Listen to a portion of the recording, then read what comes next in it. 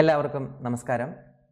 ജീവനസൂത്രാണി എന്ന് പറയുന്ന പുസ്തകത്തെ ബേസ് ചെയ്ത് നമ്മൾ എടുക്കുന്ന ക്ലാസ്സിൻ്റെ മറ്റൊരു സെഷനിലേക്ക് എല്ലാവർക്കും സ്വാഗതം.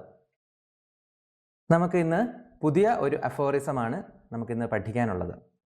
ഞാൻ ആദ്യം അഫോറിസം അതിൻ്റെ സംസ്കൃതം ഒന്ന് വായിക്കാം. തത്ര അന്യസ്യ അന്യേന ജീവനം ജീവിതും ന ശക്യതേ പരസ്പരം സഹായം തു സംഭവതി. നല്ല മനോഹരമായ ഒരു ആശയം. എന്താണ് പറയുന്നത്? There one cannot live the life of someone else. അന്യസ്യ അന്യേന ജീവനം ജീവിതും ന ശക്യതേ. ഒരാൾക്ക് മറ്റൊരാളുടെ ജീവിതം ജീവിക്കാൻ സാധിക്കുകയില്ല. നമ്മളിത് മനസ്സിൽ ഉറപ്പിച്ചെടുത്തോണം. ഇത് വളരെ ഹാർഷായിട്ട് തോന്നുന്ന ഒരു ലൈഫ് ലെസൺ ആണ്. മുന്നോട്ട് പോകുന്തോറും നമുക്ക് ഒരുപാട് ഹെൽപ്പ് ചെയ്യുന്ന, നമ്മളെ സ്ട്രോങ് ആക്കുന്ന ഒരു നോളജാണിത്. ഇനി രണ്ടാമത് എന്താ പറഞ്ഞത്? പരസ്പരം സഹായം തു സംഭവതി, our mutual help is possible. ഈ സൂത്രം നമുക്കൊന്ന് അൺപാക്ക് ചെയ്ത് നോക്കാം. അപ്പൊ എന്താണ് ഇവിടെ പറഞ്ഞത്? തുടക്കത്തിൽ അന്യസ്യ അന്യേന ജീവനം ജീവിതും ന ശക്യതേ. ഒരാൾക്ക് മറ്റൊരാളുടെ ജീവിതം ജീവിക്കാൻ സാധ്യമല്ല. ഇതാണ് ഇവിടെ പറഞ്ഞത്. എന്നാലോചിച്ച് നോക്കൂ, പ്രകൃതിയിലേക്ക് നോക്കൂ. പരസ്പര സഹായം എന്നുള്ളതിനപ്പുറത്തേക്ക് ഒരാൾക്ക് മറ്റൊരാളുടെ ജീവിതം ജീവിക്കാൻ സാധിക്കുമോ? ഇതാണ് ചോദ്യം. പ്രകൃതിയിലേക്ക് നോക്കിക്കഴിഞ്ഞാൽ നമുക്ക് ധാരാളം ഉദാഹരണങ്ങൾ കാണാൻ സാധിക്കും. ഞാൻ തന്നെ ഈ ക്ലാസ്സിൽ പലതവണ പറഞ്ഞിട്ടുള്ള ഉദാഹരണങ്ങളുണ്ട്. ഒന്ന്, വേനൽക്കാലത്ത് വെള്ളം തേടി മൈഗ്രേറ്റ് ചെയ്യുന്ന ആനക്കൂട്ടങ്ങളുടെ കഥ ഞാൻ നിങ്ങൾക്ക് പറഞ്ഞു തന്നിട്ടുണ്ട്. വേനൽക്കാലത്ത് വെള്ളം തേടി മൈഗ്രേറ്റ് ചെയ്യുകയായിരുന്നു. ആ കൂട്ടത്തിൽ ഒരു കുട്ടിയാന തളർന്നു കുഴഞ്ഞു വീണുപോയി. വാസ്തവത്തിൽ ആ കുട്ടിയാന എന്തോ ഒന്നുകിൽ ഡീഹൈഡ്രേഷൻ മൂലമോ അതല്ലെങ്കിൽ അതിന് സിവിയർ ആയിട്ടുള്ള മറ്റെന്തെങ്കിലും ഒരു അസുഖമോ അവിടെ ഉണ്ടായിരുന്നിരിക്കണം. അങ്ങനെ തളർന്നു വീണ ആനയുടെ അടുത്ത് അതിൻ്റെ അമ്മയാനയും അതുപോലെ ആ കൂട്ടം ആനകളും നിലയുറപ്പിച്ചു. നല്ല ചൂടാണ്. ഈ ആനക്കൂട്ടത്തിന് ഒരുപാട് ദൂരം പിന്നിട്ട് പോയാൽ മാത്രമേ ഒരു ജലാശയത്തിനടുത്ത് എത്തുകയുള്ളൂ. ഒരു വെല്ലുവിളികൾ നിറഞ്ഞ ഒരു യാത്രയാണ്. എന്നിട്ടും കുഴഞ്ഞു വീണ ആനക്കുട്ടിയെ എടുക്കാൻ വേണ്ടി അല്ലെങ്കിൽ അതിനെ എഴുന്നേൽപ്പിക്കാൻ വേണ്ടി ആനക്കൂട്ടം അവിടെ നിന്നു. കുറേ മണിക്കൂറുകൾ കഴിഞ്ഞിട്ടും ആനക്കുട്ടി എഴുന്നേൽക്കുന്നില്ല എന്ന് കണ്ടപ്പോൾ ആ ആനപ്പറ്റത്തിൻ്റെ തലവൻ വീണ്ടും മുന്നോട്ട് പോകാനുള്ള സിഗ്നൽ കൊടുത്തു. അങ്ങനെ തലവൻ്റെ പുറകെ ആനക്കൂട്ടം ആ കുഞ്ഞിനെ ഉപേക്ഷിച്ച് നടന്ന് നീങ്ങുകയാണ്. അത് ടി വിയിൽ കാണാം നമുക്ക്. അങ്ങനെ നടന്ന് നീങ്ങുമ്പോൾ ആർക്ക് പോകാൻ സാധിച്ചില്ല? അമ്മയ്ക്ക് പോകാൻ സാധിച്ചില്ല. അമ്മ തൻ്റെ കുട്ടിയോടൊപ്പം നിൽക്കുകയാണ്.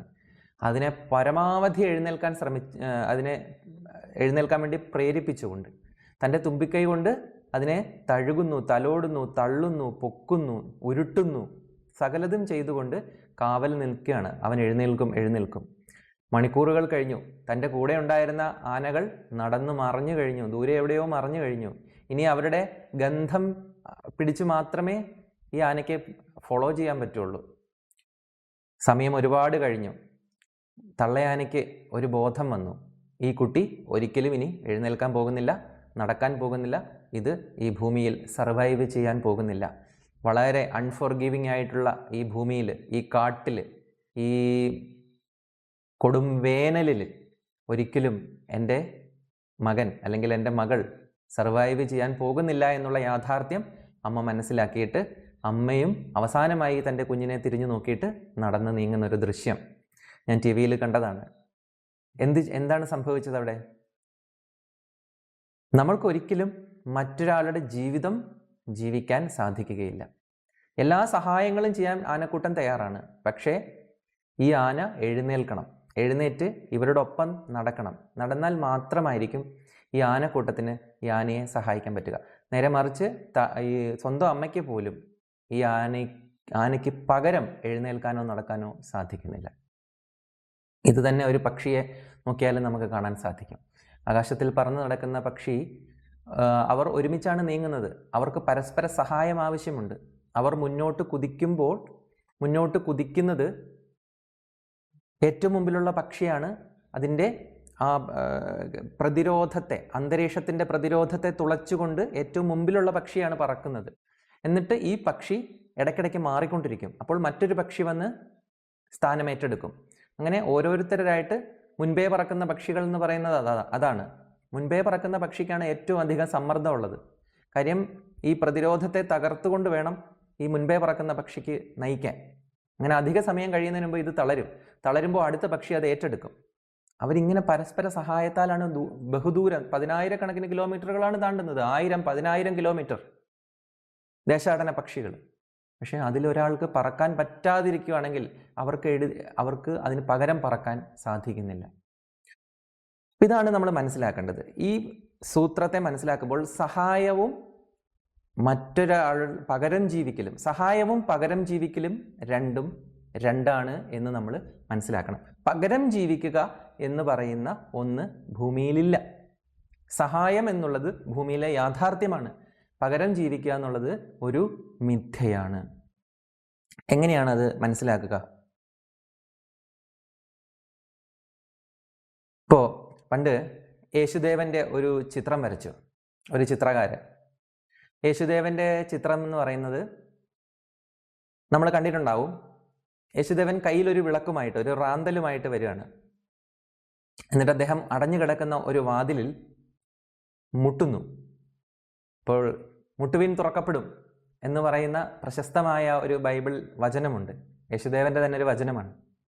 അപ്പോൾ ആ വചനത്തെ അനുസ്മരിപ്പിക്കുന്ന രീതിയിൽ ഉള്ള ഒരു ചിത്രം. ഈ ചിത്രം അദ്ദേഹം വരച്ചതിന് ശേഷം എക്സിബിഷനൊക്കെ വെക്കുകയുണ്ടായി. അപ്പോൾ ഒരു പ്രശസ്തനായ ക്രിട്ടിക്ക്, ഒരു നിരൂപകൻ, വിമർശകൻ ഈ ചിത്രം കാണുകയും ഈ ചിത്രത്തിൽ ഒരു പ്രധാനപ്പെട്ട തെറ്റ് അദ്ദേഹം കണ്ടെത്തുകയും ചെയ്തു. ഈ തെറ്റ് കണ്ടെത്തിയിട്ട് അദ്ദേഹം ചിത്രകാരനെ വിളിച്ചിട്ട് പറഞ്ഞു, നിങ്ങളുടെ ചിത്രം മനോഹരമായിരിക്കുന്നു. കയ്യിലൊരു വിളക്കുമായി യേശുദേവൻ വരുന്നു. ലോകത്തിൻ്റെ പ്രകാശമാണ് അദ്ദേഹം ഒരു വിളക്കുമായി വന്ന് നമ്മുടെ വാതിലിൽ മുട്ടുന്നുണ്ട്. പക്ഷെ ഒന്ന് ആലോചിച്ച് നോക്കൂ, യേശുദേവന് ആ വീട്ടിലേക്ക് പ്രവേശനമില്ല. കാര്യം നിങ്ങൾ ആ ചിത്രത്തിൽ ഒരു പിടി വെക്കാൻ മറന്നുപോയി. വാതിലിൽ ഒരു പിടി വെക്കാൻ മറന്നുപോയി. ഈ പിടിയില്ലാതെ ഒരാൾക്ക് എപ്രകാരമാണ് ഈ വാതിൽ തുറക്കാൻ സാധിക്കുക? ഇതായിരുന്നു പ്രധാനപ്പെട്ട വിമർശനം. അപ്പൊ ഇത് വരച്ചയാൾക്ക് അത് ഓർമ്മയിൽ വരാത്തത് കൊണ്ടോ അയാൾക്കൊരു തെറ്റ് പറ്റിയത് കൊണ്ടോ അല്ല ആ ചിത്രം അങ്ങനെ ആയത്. അദ്ദേഹം മനഃപൂർവ്വമാണ് പിടി അവിടെ വെക്കാതിരുന്നത്. അപ്പൊ ഈ ചോദ്യം ഇദ്ദേഹത്തിന്റെ നേരെ വന്നപ്പോൾ, ഒരു സദസ്സിലാണ് ഈ ചോദ്യം വന്നപ്പോൾ അദ്ദേഹം പറഞ്ഞു, നോക്കൂ, ഞാൻ ഇത് വെറുതെ ഒരു ചിത്രം വരയ്ക്കുകയല്ല ചെയ്തത്. ഇതിലൊരു സാങ്കേതികമായ തെറ്റുണ്ടെന്ന് എനിക്കറിയാം. ആ വാതിലിൽ ഞാനൊരു പിടി വരയ്ക്കാൻ മറന്നുപോയിട്ടുണ്ട്. അത് സത്യമാണ്. അതൊരു സാങ്കേതികപരമായ തെറ്റാണ്. പക്ഷെ നിങ്ങളൊന്ന് മനസ്സിലാക്കണം, ഈശ്വരനും മനുഷ്യനും തമ്മിലുള്ള ബന്ധത്തെ കുറിക്കാനാണ് ഞാൻ ഈ ചിത്രം വരച്ചത്. ഈശ്വരൻ ഒരു വിളക്കുമായി നിങ്ങളുടെ വീടിൻ്റെ മുമ്പിലെത്തി നിങ്ങളുടെ വീട്ടിൽ മുട്ടി വിളിക്കാം. പക്ഷെ അത് തുറക്കുക എന്നുള്ളത് അതും ദൈവത്തിന് നിങ്ങൾ കൈമാറുകയാണെങ്കിൽ ഒരിക്കലും തന്നെ ആ വാതിൽ തുറക്കാൻ പോകുന്നില്ല. അതിൻ്റെ പിടി അകത്താണുള്ളത്. വീടിനകത്തുള്ള ആള് അകത്ത് നിന്ന് തുറക്കേണ്ടതാണ് ആ വാതിൽ. അല്ലാതെ പുറത്തു നിന്നൊരാൾ വന്നിട്ട് വാതിലിൽ മുട്ടി അയാൾ തന്നെ വാതിൽ തുറന്ന് തൻ്റെ വീടിനുള്ളിൽ പ്രവേശിക്കും എന്ന് നമ്മൾ വിചാരിക്കരുത്.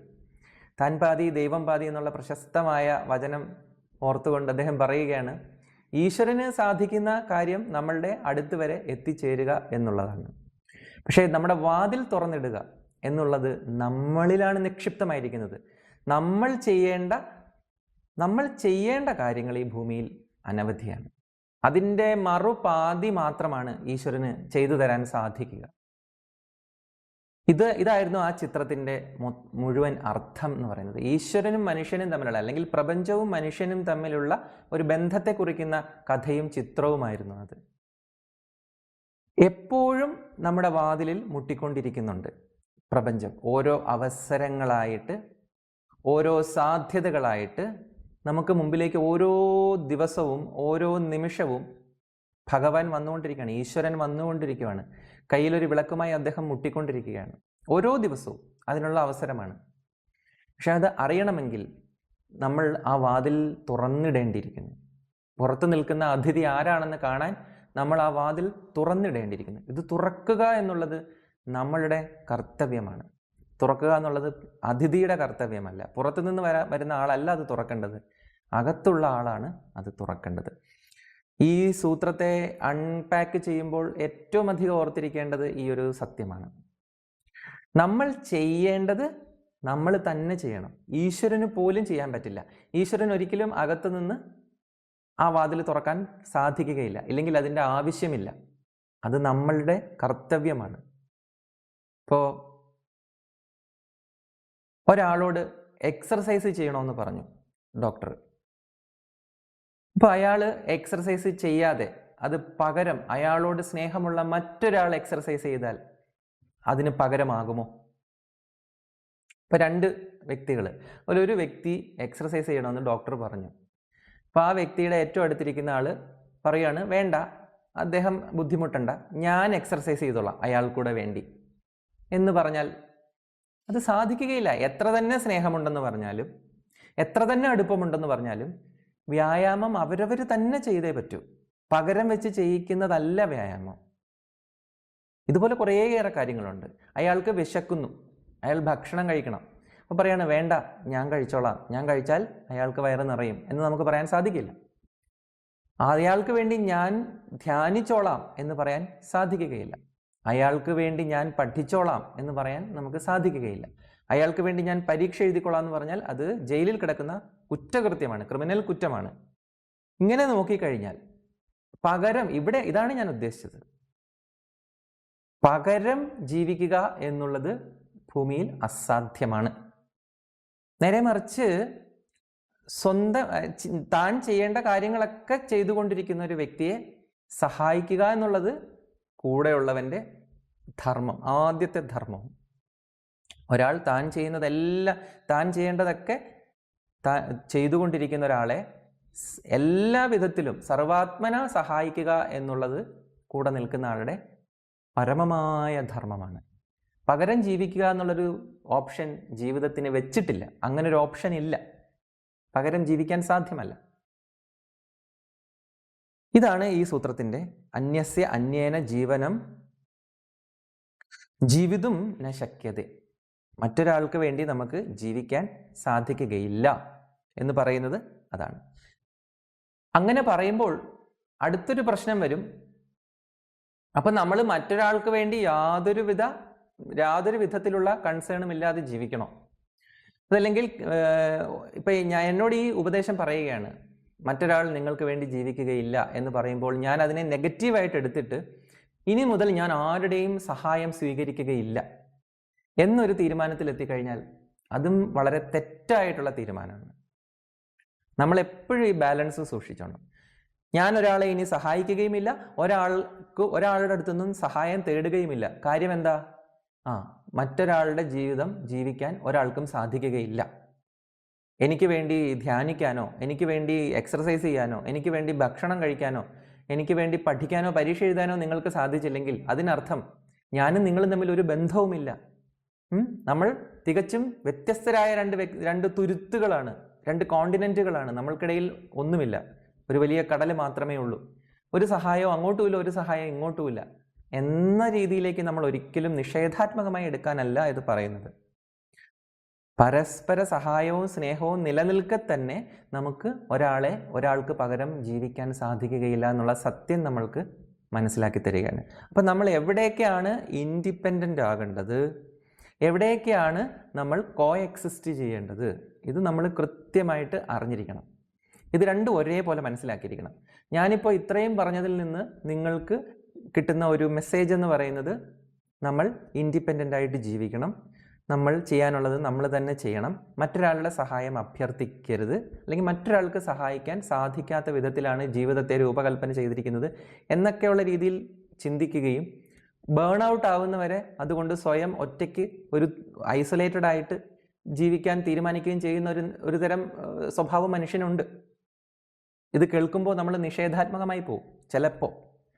ശരിക്കും ഇത് നിഷേധാത്മകമാക്കാനല്ല പറയുന്നത്, നമ്മളെ കൂടുതൽ മെച്ചപ്പെട്ട രീതിയിൽ ജീവിക്കാൻ പഠിപ്പിക്കുന്ന ഒരു സൂത്രമാണത്.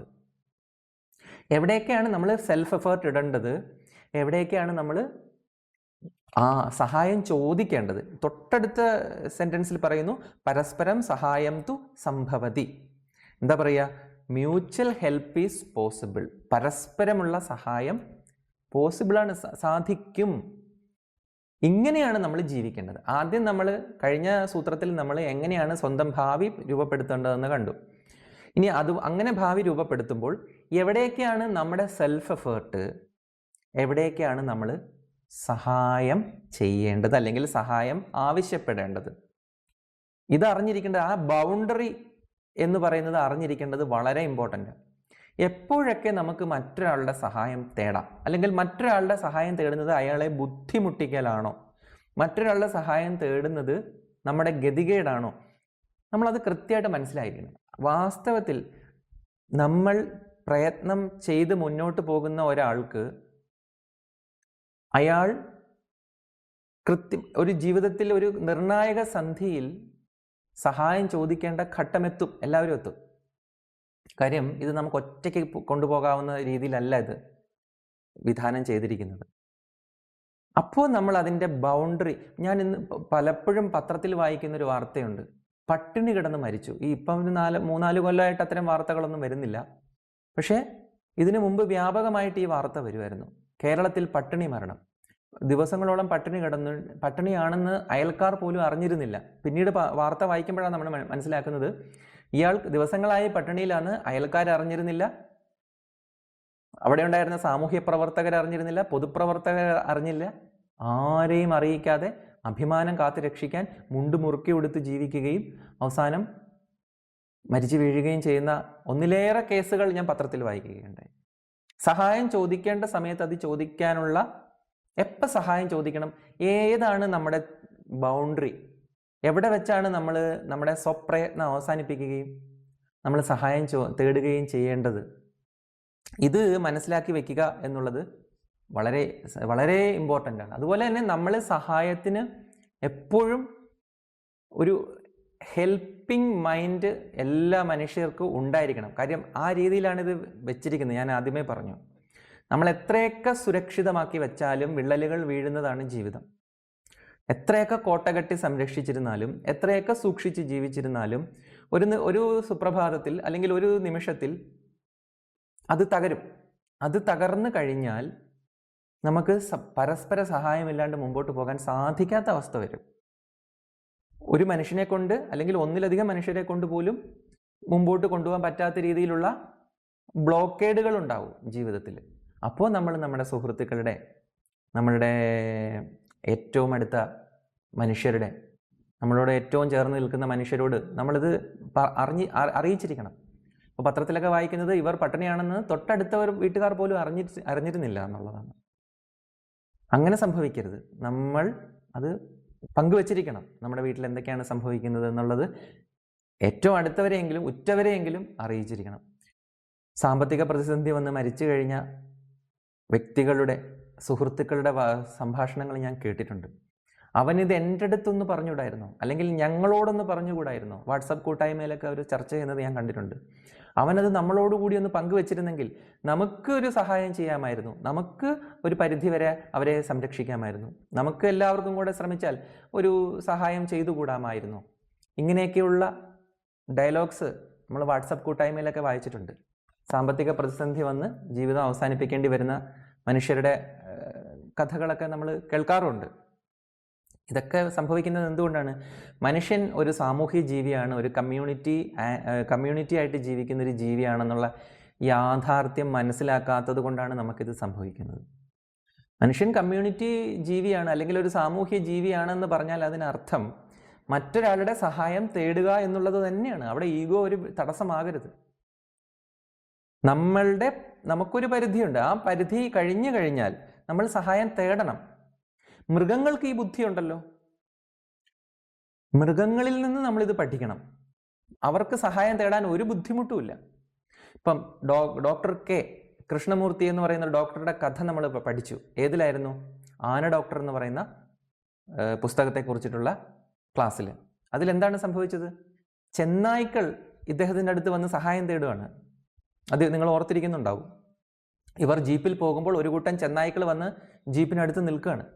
ഡോക്ടർ കെയ്ക്ക് മനസ്സിലായി തന്നെ വിളിക്കാൻ വന്നതാണ്. അങ്ങനെ കെ മരുന്നും എടുത്തുകൊണ്ട് ഇവരെ വിളിച്ച വഴിക്ക് പോവുകയും അവരുടെ നേതാവ് മുറിവേറ്റ് കിടക്കുന്ന നേതാവിൻ്റെ അടുത്ത് എത്തുകയും മുറിവിൽ മരുന്ന് വെച്ച് കെട്ടി തിരിച്ചു വരുന്ന ഒരു ഏടുണ്ട്. അതുപോലെ ആനകൾ വന്ന് വിളിച്ചു. ഒന്നിലേറെ തവണ ഈ ഡോക്ടർ കെയെ ആനകൾ വന്ന് വിളിക്കുകയുണ്ടായി. എന്നിട്ട് ഈ ആനകളുടെ പുറകെ ഡോക്ടർ കെ തൻ്റെ മരുന്ന് പെട്ടിയും എടുത്ത് പോകുന്ന ഒരു വിവരണമുണ്ട്. നമ്മളെ സംഭ്രമിപ്പിക്കുന്ന ഒരു വിവരണമാണ്. കാരണം ഏത് നിമിഷവും നിയന്ത്രണം വിട്ട് നമുക്ക് നേരെ പാഞ്ഞെടുക്കാവുന്ന കാട്ടാനകളുടെ നടുവിലേക്കാണ് ഇവർ രണ്ടുപേരും, ഈ ഗുരുവും ശിഷ്യനും, ഈ ഡോക്ടർ കെയും ഡോക്ടർ കെയുടെ കൂടെയുള്ള DFOയും കൂടെ പോകുന്നത്. എന്നിട്ട് അവരവിടെ ചെന്നിട്ട് ഈ ആനയുടെ മുറിവേറ്റ കാലിലെ ബിയർ കുപ്പി തറഞ്ഞു കയറി മുറിവേറ്റ കാലാണ്. ആ കാലിലെ ബിയർ കുപ്പി എടുത്ത് കളഞ്ഞ് അതിൽ മരുന്ന് വെച്ച് കെട്ടുന്ന മനോഹരമായ ഒരു ആഖ്യാനമുണ്ട് ആന ഡോക്ടർ എന്ന് പറയുന്ന പുസ്തകത്തിൽ. അവർക്ക് അത്രയും ബുദ്ധിയുണ്ട്. ഇനി അത് മാറ്റിവെച്ചാൽ തന്നെ, ഇനി അത് സത്യം തന്നെയാണ്, പക്ഷേ അത് ഒരാൾ പറഞ്ഞ കഥയായതുകൊണ്ട് നമുക്കതിനെ വിശ്വസിക്കാൻ ബുദ്ധിമുട്ടുണ്ടെങ്കിൽ നിങ്ങൾ ഇൻ്റർനെറ്റിൽ പരതി നോക്കൂ. എപ്പോഴൊക്കെയാണ് മൃഗങ്ങൾ മനുഷ്യരുടെ സഹായം തേടിയെന്നുള്ളതിന് ഒരു ഡസൻ ഉദാഹരണങ്ങളെങ്കിലും നിങ്ങളുടെ മുമ്പിലെത്തും. തിമിംഗിലങ്ങൾ, കരടികൾ, മാനുകൾ, ആന, അങ്ങനെ നിരവധി കഥകൾ നമുക്ക് കേൾക്കാൻ പറ്റും. ഓസ്ട്രേലിയയിൽ സംഭവിച്ചതാണ്. ഒരു തിമിംഗലം അത് വലിയ ഒരു കൊമേഴ്സ്യൽ ഫിഷിംഗ് നെറ്റിൽ പെട്ടുപോയി. എന്നുവെച്ചാൽ ഒരു ഹ്യൂജ് നെറ്റാണ്. പതിനായിരക്കണക്കിന് മത്സ്യങ്ങളെ പിടിക്കാൻ വേണ്ടി വെച്ചിരുന്ന ഒരു ഹ്യൂജ് കൊമേഴ്സ്യൽ നെറ്റിനുള്ളിൽ ഈ തിമിംഗലം കുടുങ്ങി അതിൻ്റെ ശരീരത്തിൽ ഒരു ഭാഗം അതിനകത്ത് സ്റ്റക്കായിപ്പോയി. എന്നിട്ട് ഇതെന്ത് ചെയ്തു? കുറേ ദിവസം ഇതും കൊണ്ട് നടന്നു. ഒടുവിലാണ് കുറച്ച് മനുഷ്യരെ സ്പോട്ട് ചെയ്യുന്നത്, കുറച്ച് ഡൈവേഴ്സിനെ സ്പോട്ട് ചെയ്യുന്നത്. ഈ തിമിംഗലം സാധാരണ മനുഷ്യരുടെ അടുത്തേക്ക് വരാത്തതാണ്. പക്ഷെ ഇത് തൻ്റെ ദയനീയ അവസ്ഥ കൊണ്ട് ഈ മനുഷ്യരുടെ അടുത്തേക്ക് വന്നു. മനുഷ്യർക്ക് അത് കമ്മ്യൂണിക്കേറ്റ് ചെയ്തു. അവർക്ക് മനസ്സിലായി സഹായത്തിന് വേണ്ടി വന്നതാണെന്ന് മനസ്സിലാക്കിയ അവർ വന്നിട്ട് വളരെ ശ്രദ്ധാപൂർവം അതിൻ്റെ കുടുക്കുകളിൽ നിന്ന് അതിനെ രക്ഷിക്കുന്ന ഒരു സംഭവം ഓസ്ട്രേലിയയിൽ ഉണ്ടായിട്ടുണ്ട്. അതുപോലെ ആഫ്രിക്കയിൽ ഒരുപാട് സംഭവങ്ങൾ ഉണ്ടായിട്ടുണ്ട്. ആന കാലിൽ അമ്പ് തറഞ്ഞ്, മനുഷ്യരുടെ തന്നെ പ്രശ്നങ്ങൾ കൊണ്ടാണ് ഇതിന് പലപ്പോഴും അപകടം പറ്റാറുള്ളത്. കാലിൽ അമ്പ് തറഞ്ഞ് കയറിയ ഒരു ആന വെറ്റിനറി ഡോക്ടറുടെ അടുത്ത് വരുന്ന ഒരു ഇൻസിഡൻ്റ് ഉണ്ട്. ഡോക്ടർ ആനയെ ചികിത്സിച്ച് ഭേദപ്പെടുത്തുന്നു. അതുപോലെ തൻ്റെ കുഴിയിൽ വീണുപോയ തള്ളയാന വനപാലകരുടെ അടുത്ത് വന്നിട്ട് സഹായം അഭ്യർത്ഥിച്ച ഒരു സംഭവം കേരളത്തിൽ തന്നെ ഉണ്ടായിട്ടുണ്ട്. ഒരു കിണറ്റിൽ വീണുപോയി ആനക്കുട്ടി. അപ്പോൾ അതിൽ നിന്ന് രക്ഷപ്പെടാൻ സാധിക്കാതെ കിടക്കുകയാണ്. ഈ ആന വനപാലകരുടെ അടുത്തെത്തിയിട്ട് അവർക്ക് മനസ്സിലായി ആന എന്തോ സഹായം ചോദിക്കുകയാണെന്ന്. അങ്ങനെ വന്ന് നോക്കുമ്പോഴാണ് ഈ ആനക്കുട്ടിയെ കാണുന്നത്. എന്നിട്ട് അവർ മണ്ണുമാന്തി യന്ത്രങ്ങളൊക്കെ കൊണ്ടുവന്ന് ഈ ആനയെ പുറത്തെടുത്ത് കൊണ്ടുപോകുന്നതിന് മുമ്പ് അമ്മയാന തിരിഞ്ഞു നിന്ന് തുമ്പിക്കൈ ഉയർത്തി എന്താ പറയുക, സലാം എന്ന് പറയുന്ന മനോഹരമായ ഒരു ദൃശ്യമുണ്ട്. അതിപ്പോഴും ഇൻ്റർനെറ്റിൽ കിട്ടും. ആന തിരിഞ്ഞു നിന്ന് കൃതജ്ഞത അർപ്പിച്ചിട്ടാണ് പോകുന്നത്. അപ്പം മൃഗങ്ങൾക്ക് പോലും ഈ ഒരു എന്തുണ്ട്, സഹായം തേടേണ്ടടുത്ത് തേടണം എന്ന് പറയുന്ന, അല്ലാണ്ട് അത് എഴുതി തള്ളുവല്ല ചെയ്തത്, അല്ലേ? കുഞ്ഞിനെ ഉപേക്ഷിച്ച് പോവുകയാണോ ചെയ്തത്? ഈ കുഞ്ഞിനെ ഇനി രക്ഷിക്കാൻ പറ്റില്ല, തനിക്ക് ഒറ്റയ്ക്ക് രക്ഷിക്കാൻ പറ്റില്ല. തനിക്ക് ഒറ്റയ്ക്കെന്നല്ല, ഇനി 2-3 ആനകൾ വേറെ വന്നാൽ പോലും, ഞങ്ങളെല്ലാം കൂട്ടായി പരിശ്രമിച്ചാൽ പോലും ഈ കുഞ്ഞിനെ രക്ഷിക്കാൻ സാധിക്കുകയില്ല. അതുകൊണ്ട് ഞങ്ങൾ കുഞ്ഞിനെ ഉപേക്ഷിച്ച് പോവുകയാണ് എന്നല്ല അവിടെ തീരുമാനിച്ചത് ആന. അത് കുഞ്ഞിനെ രക്ഷിക്കാൻ വേണ്ടി ഏതറ്റം വരെയും പോയി, അല്ലേ? മനുഷ്യ എന്ന് പറയുന്ന ഒരു ഇന്റർ സ്പീഷീസ് കമ്മ്യൂണിക്കേഷനിലേക്ക് അത് പോയി. വളരെ അപൂർവമാണത്. 2 സ്പീഷീസുകൾക്കിടയിലുള്ള കമ്മ്യൂണിക്കേഷന് ഒരു മൃഗം മുൻകൈ എടുക്കുക എന്ന് പറയുന്നത് അത്യപൂർവമാണ്. മനുഷ്യരാണ് അങ്ങോട്ടാണ് ഇനിഷ്യേറ്റീവ് എടുക്കുന്നത് ഇന്റർ സ്പീഷീസ് കമ്മ്യൂണിക്കേഷന്. നമ്മളാണ് നായ്ക്കളുടെ അടുത്തേക്ക് പോയി അവരോട് സംസാരിക്കുന്നത്, മൃഗങ്ങളോടൊക്കെ സംസാരിക്കുന്നത് നമ്മളാണ്. പക്ഷെ നമ്മളുടെ അടുത്തേക്ക് വന്നിട്ട് നമ്മളോട് സഹായം അഭ്യർത്ഥിക്കുകയാണ് ആന ചെയ്തത്. ഇത് വിസ്ഡമാണ്, ഇത് പ്രകൃതിയിലുള്ളതാണ്. സഹായം അഭ്യർത്ഥിക്കുക എന്നുള്ളത് പ്രകൃതിയിൽ ഉള്ളതാണ്. ഇത് പറയുമ്പോൾ എനിക്കൊരു സംഭവം ഓർമ്മ വരുന്നുണ്ട്. മണിപ്പാൽ ഹോസ്പിറ്റലിലാണല്ലോ ലക്ഷ്മി ഉണ്ടായിരുന്നത്. അപ്പോൾ ആ ഹോസ്പിറ്റലിൽ ഞങ്ങൾ 21 ദിവസമാണ് അപകടത്തിന് ശേഷം ഉണ്ടായിരുന്നത്. അന്ന് അവിടെ അതേ സമയത്ത്, ഞങ്ങളവിടെയുള്ള അതേ സമയത്ത് തന്നെ അവിടെ ഒരു ഓർഗൻ ട്രാൻസ്പ്ലാന്റ് നടന്നു. കിഡ്നി മാറ്റിവെക്കൽ ശസ്ത്രക്രിയ നടന്നു. കിഡ്നി മാറ്റിവെക്കൽ ശസ്ത്രക്രിയ അത് വലിയ വാർത്താ പ്രാധാന്യം നേടുകയുണ്ടായി. കിഡ്നി മാറ്റിവെച്ചത് ഒരു ഡോക്ടറുടെ കിഡ്നിയാണ്. ഡോക്ടർ തങ്കം എസ്, സെർച്ച് ചെയ്താൽ കിട്ടും. തങ്കം എസ് എന്ന് പറയുന്ന ഒരു ഡോക്ടറുടെ കിഡ്നിയാണ് മാറ്റിവെച്ചത്. അത് റിസീവ് ചെയ്തത് ഒരു പേഷ്യൻ്റാണ്. ഇവർ തമ്മിൽ ഒരു ബന്ധവും ഇല്ല, ഇവർ തമ്മിൽ യാതൊരു ബ്ലഡ് റിലേഷനും ഇല്ല. എന്താണ് കാര്യം? ഇവർ തമ്മിൽ യാതൊരു റിലേഷനും ഇല്ല, പക്ഷേ ഈ ഓർഗൻ ട്രാൻസ്പ്ലാന്റ് നടന്നു. അപ്പം ഇതിനെതിരെ വലിയ ശക്തമായിട്ടുള്ള നിയമ പോരാട്ടങ്ങൾക്കൊടുവിലാണ് ഇത് സംഭവിച്ചത്. ഇവർ എമ്പതിയുടെ പുറത്താണ് തൻ്റെ പേഷ്യൻറ്റിന് കിഡ്നി കൊടുക്കാൻ ഈ ഡോക്ടർ തീരുമാനിക്കുന്നത്. സാധാരണ മരിച്ചുപോയവരുടെ അവയവങ്ങളാണ് മാറ്റിവെക്കാറ്, പക്ഷേ ഇവർ ജീവിച്ചിരിക്കെ തന്നെ തൻ്റെ അവയവം ദാനം ചെയ്യാൻ തീരുമാനിച്ചു. അതിനവരെ പ്രേരിപ്പിച്ചത് എന്താണെന്ന് ചോദിച്ചാൽ, മനുഷ്യൻ അങ്ങനെയാണ് എന്ന് മാത്രമേ എനിക്ക് പറയാൻ പറ്റൂ. മനുഷ്യൻ അങ്ങനെയാണ്. ചില സമയത്ത് ചില മനുഷ്യർ നമുക്ക് മനസ്സിലാക്കാത്ത ഉയരങ്ങളിലേക്ക് പോകും. അങ്ങനെ ഒരു ജീവിയും കൂടെയാണ് മനുഷ്യൻ. അപ്പോൾ പലരും നിരുത്സാഹപ്പെടുത്തി. സിസ്റ്റം ഇതിനെതിരായിരുന്നു. സിസ്റ്റം ഇതിനെതിരാകാൻ കാരണം നമ്മുടെ വേണ്ടപ്പെട്ട ആളാണെന്ന് തെളിയിക്കാതെ ഓർഗൻ ട്രാൻസ്പ്ലാന്റ് ചെയ്യാൻ സിസ്റ്റം എതിരാണ്. നിങ്ങൾ തമ്മിലുള്ള ബന്ധം എന്താണെന്ന് തെളിയിക്കണം. എങ്കിൽ മാത്രമേ ഇത്രയും വലിയ ഒരു ത്യാഗം അത് ത്യാഗമായിട്ട് അംഗീകരിക്കാൻ പറ്റൂ. അതല്ലെങ്കിൽ മറ്റ് പല ഊരാക്കുടുക്കുകളിലേക്ക് അത് പോകും. ഇപ്പം അവയവ കള്ളക്കടത്ത് എന്നൊക്കെ കേട്ടിട്ടില്ലേ? അപ്പം ഇതിനു വേണ്ടിയിട്ട് അവർ ഹൈക്കോടതിയിലാണ് പോയത്. ഈ ഡോക്ടർ തങ്കം ഹൈക്കോടതിയിൽ പോയി വാദിച്ച് ജയിച്ചു. എന്നിട്ട് തൻ്റെ കിഡ്നി അത് ആവശ്യമുള്ള മറ്റൊരാളുടെ 56 വയസ്സ് ഉള്ള ഒരു സ്ത്രീക്കാണ് അത് കൊടുത്തത്. ഇവർക്ക് തന്നെയുണ്ട് 58-59 വയസ്സ്, ഈ കൊടുത്തവർക്ക് തന്നെയുണ്ട്, ഡോണർക്ക് തന്നെയുണ്ട്. എന്നിട്ട് ഞാൻ അവിടെ നിൽക്കുമ്പോൾ വലിയ ഒരാൾക്കൂട്ടം കണ്ടിട്ട് ഞാൻ അങ്ങോട്ട് ചെന്നു. മണിപ്പാൽ ഹോസ്പിറ്റലിൻ്റെ എൻട്രൻസിൽ അവിടുത്തെ മുഴുവൻ സ്റ്റാഫുകളും അസംബിൾ ചെയ്തു. അവിടെ എല്ലാ സ്റ്റാഫുകളും, അവിടുത്തെ സ്വീപ്പേഴ്സ് മുതൽ അവിടുത്തെ MD വരെ അവിടെ അസംബിൾ ചെയ്തു. ഡോക്ടർമാരെല്ലാവരും നടുക്കുകൂടി ചുവന്ന പരവതാനി വിരിച്ച് ഈ ഡോക്ടർ തങ്കം നടന്നു വരുന്നു. ഞാനത് കണ്ടതാണ്. എന്നിട്ട് 2 വശത്തു നിന്ന് അവർ പൂക്കളൊക്കെ ഇടുന്നു, അവർ പ്രൈസ് ചെയ്യുന്നു.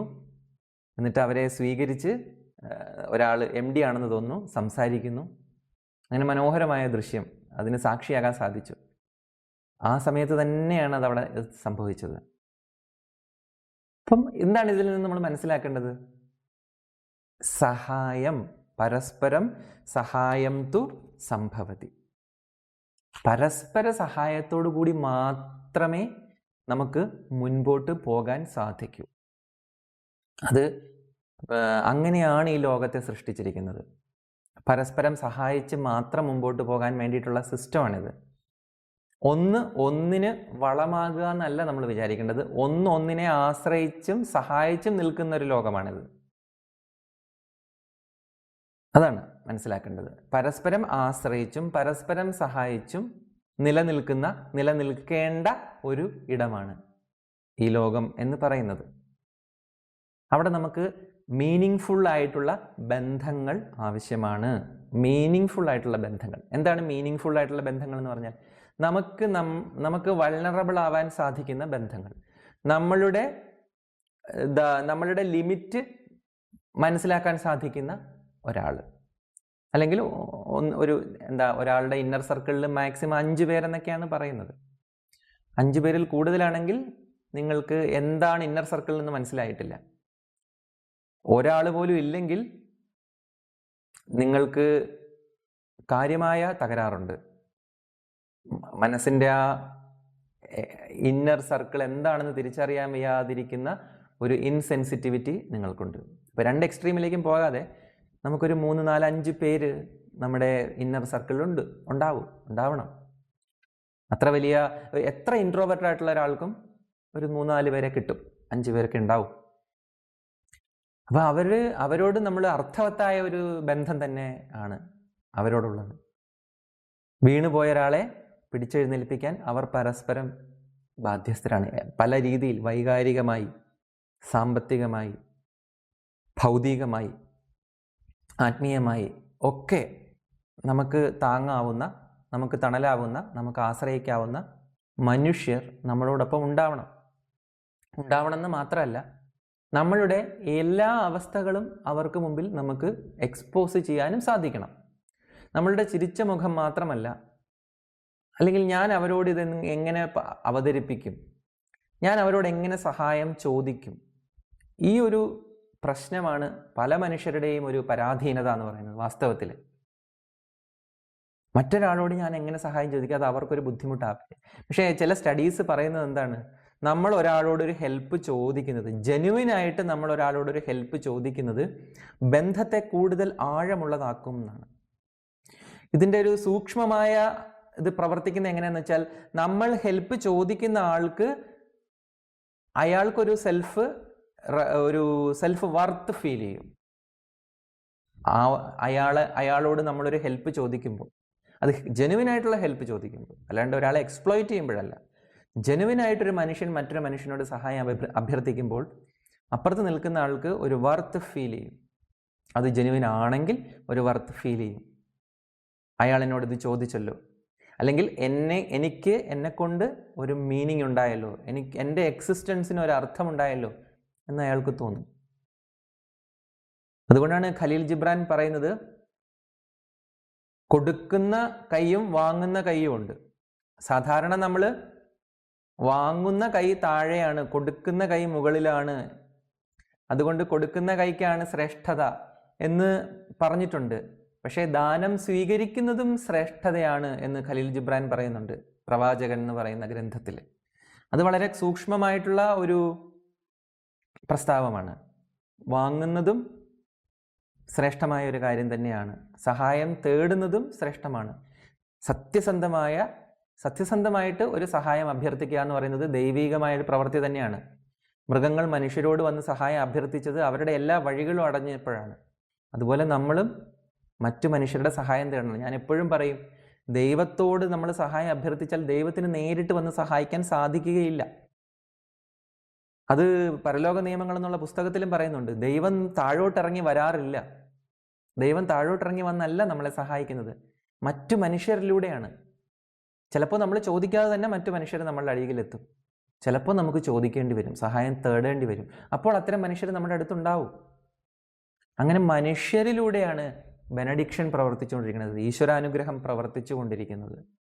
അതുകൊണ്ട് പരസ്പരം സഹായം എന്ന് പറയുന്നത് ചെയ്ത് തന്നെ നമ്മൾ മുമ്പോട്ട് പോകണം. കൊടുക്കാനും നമ്മൾ വില്ലിങ് ആയിരിക്കണം, ചോദിക്കാനും വില്ലിങ് ആയിരിക്കണം. കൊടുക്കാനും ചോദിക്കാനും വില്ലിങ് ആയിരിക്കണം. ഇതിന് അഹങ്കാരം എന്ന് പറയുന്നത്, ഈഗോ എന്ന് പറയുന്നത്, സെൽഫ് കൺസേൺ എന്ന് പറയുന്നത് എന്താവരുത്? ഒരു തടസ്സം ആവരുത്. അതാണ് അടുത്ത സൂത്രമായിട്ട് പറയുന്നുണ്ട്. ഞാനത് പ്രത്യേകം വിപുലീകരിക്കുന്നില്ല. സഹായസ്യ സ്വീകരണേ പ്രധാനേവ അഹങ്കാരഃ ന കരണീയഃ പറയുന്നത്. എന്താണ് പറയുന്നത്? Accepting or giving this help there should be no ego or no arrogance പറയുന്നുണ്ട്. നമ്മൾ ഇത് കൊടുക്കുമ്പോഴും വാങ്ങുമ്പോഴും ഒരിക്കലും അഹങ്കാരവും ധിക്കാരവും ഒന്നും നമുക്കൊരു തടസ്സമാകാതിരിക്കട്ടെ. കൊടുക്കുന്നവന് കൊടുക്കാൻ സാധിക്കട്ടെ, വാങ്ങുന്നവന് വാങ്ങാനും സാധിക്കട്ടെ. അവിടെ ഒരു അഹങ്കാരം, ഒരു സെൽഫ് സെൻട്രിക് ആയിട്ടുള്ള ഒരു ബോധം അവിടെ ആവശ്യമില്ല. കാര്യം പരസ്പരം സഹായിച്ച് ജീവിക്കാൻ വേണ്ടിയിട്ടാണ് ഈ സിസ്റ്റം വിഭാവനം ചെയ്യപ്പെട്ടിരിക്കുന്നത്. ഇതിൻ്റെ തുടർച്ചയായിട്ടുള്ളൊരു ശ്ലോകമുണ്ട്. അതിൽ പറയുന്നത് ജീവനം വിനയനൈവ ശോഭതേ. ഇതിലെന്താ പറഞ്ഞ? ആദ്യം അഹങ്കാരത്തിൻ്റെ ആവശ്യമില്ല എന്ന് പറഞ്ഞു. പിന്നെയോ ജീവിതം ഏറ്റവും നല്ല രീതിയിൽ ജീവിക്കണമെങ്കിൽ ലൈഫ് ബിക്കംസ് മോസ്റ്റ് ബ്യൂട്ടിഫുൾ. എപ്പോഴാണത്? Only with humility. ജീവനം വിനയേനൈവ ശോഭതേ. ഹ്യൂമിലിറ്റിയിലൂടെ അല്ലെങ്കിൽ അഹങ്കാരമില്ലായ്മയിലൂടെയാണ് ജീവിതം ശോഭിക്കുന്നത്. കൊടുക്കുന്നവനും വാങ്ങുന്നവനും തമ്മിൽ അഹങ്കാരമേ ഇല്ല. അഹങ്കാരം ഇല്ലെങ്കിലേ നമുക്ക് ചോദിക്കാൻ പറ്റൂ. അഹങ്കാരം ഇല്ലെങ്കിലേ നമുക്ക് ഔദ്ധത്യബോധമില്ലാതെ കൊടുക്കാനും സാധിക്കൂ. അപ്പോഴാണ് ആ ബന്ധം മീനിങ് ഫുൾ ആകുന്നത്. ജീവിതം തന്നെ നമുക്ക് ജീവിക്കാൻ തോന്നുന്നത്. നമുക്ക് വൾണറബിൾ ആവാൻ പറ്റുന്ന മനുഷ്യർ നമുക്ക് ചുറ്റും ഉണ്ടാവണം. ഈ സ്നേഹം, അവരുടെ മുമ്പിലുണ്ടാകുന്ന നമ്മളുടെ ഈ തരളഭാവങ്ങൾ, വൾണറബിലിറ്റി, ഇതൊക്കെയാണ് ലൈഫിലെ ഏറ്റവും ബ്യൂട്ടിഫുൾ മൊമെൻറ്റ്സ്. ജീവിതത്തിലെ ഏറ്റവും മനോഹര നിമിഷങ്ങളാണ് അതൊക്കെ. നമുക്ക് ഒരാൾക്ക് നമ്മളെ കൊണ്ട് ആവശ്യം വരിക, അല്ലെങ്കിൽ നമ്മൾ ജീവിച്ചിരിക്കുന്നതിനൊരു അർത്ഥമുണ്ടാവുക, നമുക്ക് സ്നേഹിക്കാൻ സാധിക്കുക, നമുക്ക് അവരുടെ മുമ്പിൽ നീൽ ഡൗൺ ചെയ്യാൻ സാധിക്കുക, നമുക്ക് അവരുടെ മുമ്പിൽ എക്സ്പോസ്ഡ് ആവാൻ സാധിക്കുക. ഇതൊക്കെ ജീവിതത്തിലെ ഏറ്റവും മനോഹരമായ അനുഭവങ്ങളാണ്. നമ്മുടെ ജീവിതത്തിന് അർത്ഥമുണ്ടാക്കി തരുന്ന അനുഭവങ്ങളാണ്. നമ്മുടെ ജീവിതത്തിന് ആഴമുണ്ടായിത്തീരും. നമ്മൾ വിചാരിക്കും ഇത്രയും നാളെയും ജീവിതം നമ്മൾ ജീവിച്ച ജീവിതമല്ലല്ലോ ഇത് എന്ന് നമ്മൾ വിചാരിച്ചു പോകും. ജീവിതം അതിൻ്റെ ആഴത്തിൽ തൊടും. അതാണ് സ്നേഹം, സഹകരണം, സഹാനുഭൂതി, പരസ്പര പൂരകത്വം എന്നൊക്കെ പറയുന്നത്. ജീവിതത്തിൻ്റെ ഏറ്റവും ഉദാത്തമായ ഭാവങ്ങളാണത്. മനുഷ്യർക്ക് ജീവിക്കാൻ സാധിക്കുന്ന ഉദാത്തമായ ഭാവങ്ങളാണത്, ആനന്ദ തലങ്ങളാണത്. ഇനിയോ ഈ ജീവിതം കംപ്ലീറ്റ് ചെയ്യണമെങ്കിലോ ജീവനം വിനേനൈവ ശോഭതേ. ഇത് ഗംഭീരമായൊരു ആശയമാണ്. അഹങ്കാരത്തിൻ്റെ ആവശ്യം നമുക്കില്ല വാസ്തവത്തിൽ. അഹങ്കാരം എന്ന് പറയുന്നത് എന്താണ് ശരിക്കും? ഞാൻ ഒരിക്കൽ പറഞ്ഞിട്ടുണ്ട് അഹങ്കാരം എന്താണെന്ന്. Ego exist between you and me. എനിക്കും നിനക്കും ഇടയിൽ എവിടെയോ ആണ് അഹങ്കാരം നിൽക്കുന്നത്. Ego exist somewhere in between you and me. രണ്ട് മനുഷ്യർ തമ്മിൽ കണ്ടുമുട്ടുമ്പോൾ അവർക്കിടയിൽ ഉണ്ടാകുന്നൊരു രസതന്ത്രത്തിൽ നിന്നാണ് അഹങ്കാരം ഉടലെടുക്കുന്നത്. മറ്റൊരാൾ എന്നെക്കുറിച്ച് എന്ത് ധരിക്കും എന്നുള്ള കൺസേണിൽ നിന്നാണ് അഹങ്കാരം ഉടലെടുക്കുന്നത്. അതുകൊണ്ട് തന്നെ അഹങ്കാരത്തെക്കുറിച്ച് പറയുന്നത് മീ വേഴ്സസ് വേൾഡ് എന്നാണ്. ഈഗോ എന്ന് പറഞ്ഞാൽ എന്താണ്? Me versus world. നമ്മളെക്കുറിച്ച് മറ്റുള്ളവർ എന്ത് ധരിക്കുന്നു, നമ്മളെക്കുറിച്ച് അവരെന്ത് വിചാരിക്കും, അവരോടുള്ള നിരന്തരമായ കമ്പാരിസൺ, അവരോടുള്ള നിരന്തരമായ സട്ടിലായിട്ടുള്ള മത്സരം, സൂക്ഷ്മമായ മത്സരം, ഇവാലുവേഷൻ, വെറുതെ അനാവശ്യമായിട്ട് താരതമ്യം ചെയ്ത് മാർക്കിടുക. ഒരാവശ്യമില്ല. അയാളുടെ ലൈഫ്, അയാളുടെ ഇഷ്ടങ്ങൾ, അയാളുടെ പ്രയോറിറ്റീസ്. നമ്മളോ നമ്മുടെ ലൈഫ്, നമ്മുടെ ഇഷ്ടങ്ങൾ, നമ്മുടെ പ്രയോറിറ്റീസ്. അങ്ങനെ മുമ്പോട്ട് പോവുക വേണ്ടത്. അപ്പോൾ അയാൾ നല്ലൊരു കാറ് വാങ്ങി. ഇപ്പൊ നമ്മൾ എന്തിന് ജലസാവണം? നമ്മൾ എന്തിനത് കമ്പയർ ചെയ്യണം? നമ്മൾ എന്തിന് അയാളോട് മത്സരിക്കണം? അതിൻ്റെ ആവശ്യമില്ല. നമ്മളുടെ ജീവിതം, നമ്മുടെ പ്രയോറിറ്റി. നമ്മുടെ പ്രയോറിറ്റിയിൽ കാറ് ചിലപ്പോൾ 5-മതോ 6-മതോ 10-മതോ ഒക്കെ ആയിരിക്കും. നമുക്ക് അതിനു മുമ്പ് പ്രയോറിറ്റി നമ്പർ 1, 2, 3 എന്ന് എത്ര അങ്ങനെ ഉണ്ടാവണം. നമ്മുടെ ആഭിമുഖ്യങ്ങളാണ് പ്രധാനം. മറ്റൊരാളുടെ ജീവിതത്തോടുള്ള മത്സരമല്ല. നമുക്ക് സ്വന്തമായിട്ടുള്ള ആഭിമുഖ്യങ്ങൾ ഉണ്ടാവണം ജീവിതത്തോട്. എനിക്ക് വേണ്ടത് ഇതൊക്കെയാണ്, അയാൾക്ക് വേണ്ടതിന് വേണ്ടി അയാൾ സ്ട്രൈവ് ചെയ്തോട്ടെ. പക്ഷെ അങ്ങനെയല്ല മനുഷ്യർക്ക് പലപ്പോഴും സംഭവിക്കുന്നത്. ഈ അഹങ്കാരം പ്രവർത്തിക്കുമ്പോൾ, യു ആൻഡ് മീ അല്ലെങ്കിൽ മീ വേഴ്സസ് വേൾഡ് പ്രവർത്തിക്കുമ്പോൾ, അയാള് ഇത്ര ലക്ഷം രൂപയുടെ കാർ എടുക്കുമ്പോൾ ഞാൻ ഇത്ര ലക്ഷം രൂപയുടെ എങ്കിലും ഒരു കാർ എടുക്കേണ്ടതാണ് എന്ന ഒരു ബോധത്തിലേക്ക്, ഒരു അനാവശ്യമായ മത്സര ബുദ്ധിയിലേക്ക് നമ്മൾ വരികയാണ്. അത് നമ്മുടെ ആവശ്യമായിരുന്നില്ല വാസ്തവത്തിൽ. നമുക്ക് അങ്ങനെ ഒരു ടാർഗറ്റ് ഉണ്ടായിരുന്നില്ല. പക്ഷേ നമ്മളിലേക്ക് നമ്മൾ പോലും അറിയാതെ അങ്ങനെ ഒരു ആവശ്യവും അങ്ങനെ ഒരു ലക്ഷ്യവും വന്നു, ടാർഗറ്റും വന്നു. പിന്നെ നമുക്ക് അത് ഫുൾഫിൽ ചെയ്യാതെ മുമ്പോട്ട് പോകാനും സാധിക്കുകയില്ല. അനാവശ്യമായിട്ടുള്ളൊരു കാര്യം. അപ്പം മീ വേഴ്സസ് വേൾഡ് ആണ് അഹങ്കാരം എന്ന് പറയുന്നത്. അപ്പം എന്ത് സംഭവിക്കുക? അതിൻ്റെ റിസൾട്ട് എന്ന് പറഞ്ഞാൽ ആങ്സൈറ്റി, കമ്പാരിസൺ, ഫിയർ, സഫറിങ്. ഭയം ഉണ്ടാകും, മത്സരബുദ്ധി ഉണ്ടാകും, അനാവശ്യമായിട്ടുള്ള ഇൻഫീരിയോറിറ്റി കോംപ്ലക്സ് ഉണ്ടാകും. ഇതിൻ്റെയൊക്കെ ആകെത്തുകയായിട്ട് നമ്മൾ വിഷാദത്തിലേക്കും ദുഃഖത്തിലേക്കും അസ്വസ്ഥതകളിലേക്കും ഒക്കെ പോയിക്കൊണ്ടേയിരിക്കും. ഇന്ന് വായിച്ച മറ്റൊരു വാചകമാണ്, when ego is lost, limit is lost. You become infinite, kind and beautiful. ഇതൊരു സ്പിരിച്വൽ കൊട്ടേഷനാണ്. ആത്മീയമായ അർത്ഥത്തിൽ അഹങ്കാരം പോകുന്നതോടുകൂടി അത് നമ്മുടെ ലിമിറ്റായിരുന്നു. ആ ലിമിറ്റ് നഷ്ടപ്പെടുന്നു. നമ്മൾ അനന്തമാകുന്നു, അനന്തമായി തീരുന്നു. നമ്മൾ കരുണയായിത്തീരുന്നു, മേഴ്സിഫുൾ. ഈശ്വരനെ കുറിക്കുന്നൊരു വാക്കാണ് മേഴ്സിഫുൾ, കാരുണ്യവാൻ. അപ്പം നമ്മൾ കരുണയായിത്തീരുന്നു, നമ്മൾ അനന്തതയായിത്തീരുന്നു. പിന്നെയോ ആൻഡ് ബ്യൂട്ടിഫുൾ, സത്യം, ശിവം, സുന്ദരം, ബ്യൂട്ടിഫുൾ. You become beautiful. എപ്പോഴാണ്? അഹങ്കാരം പോകുമ്പോൾ. ഈ അഹങ്കാരം പോകുന്നത് ഇനി നമ്മുടെ ഡേ ടു ഡേ ലൈഫിലേക്ക് വരാം. ഇത് ആത്മീയമായ ഒരു കാര്യമാണെന്ന് തന്നെ വെക്കാം. U become infinite, you become kind and you become beautiful എന്നൊക്കെ പറയുന്നത് കുറച്ച് സ്പിരിച്വൽ ആണെന്ന് വയ്ക്കുക. അതല്ലാതെ നമുക്ക് നമ്മുടെ ദൈനംദിന ജീവിതത്തിൽ എന്തുകൊണ്ട് ഹ്യൂമിലിറ്റി വേണം? എന്തുകൊണ്ട് നമ്മുടെ ഈഗോ കുറയണം? എന്തുകൊണ്ട് നമുക്ക് ഈഗോയെ ട്രാൻസ് ചെയ്യാൻ പറ്റണം? ഇങ്ങനെ ഒരു പ്രശ്നമുണ്ട്.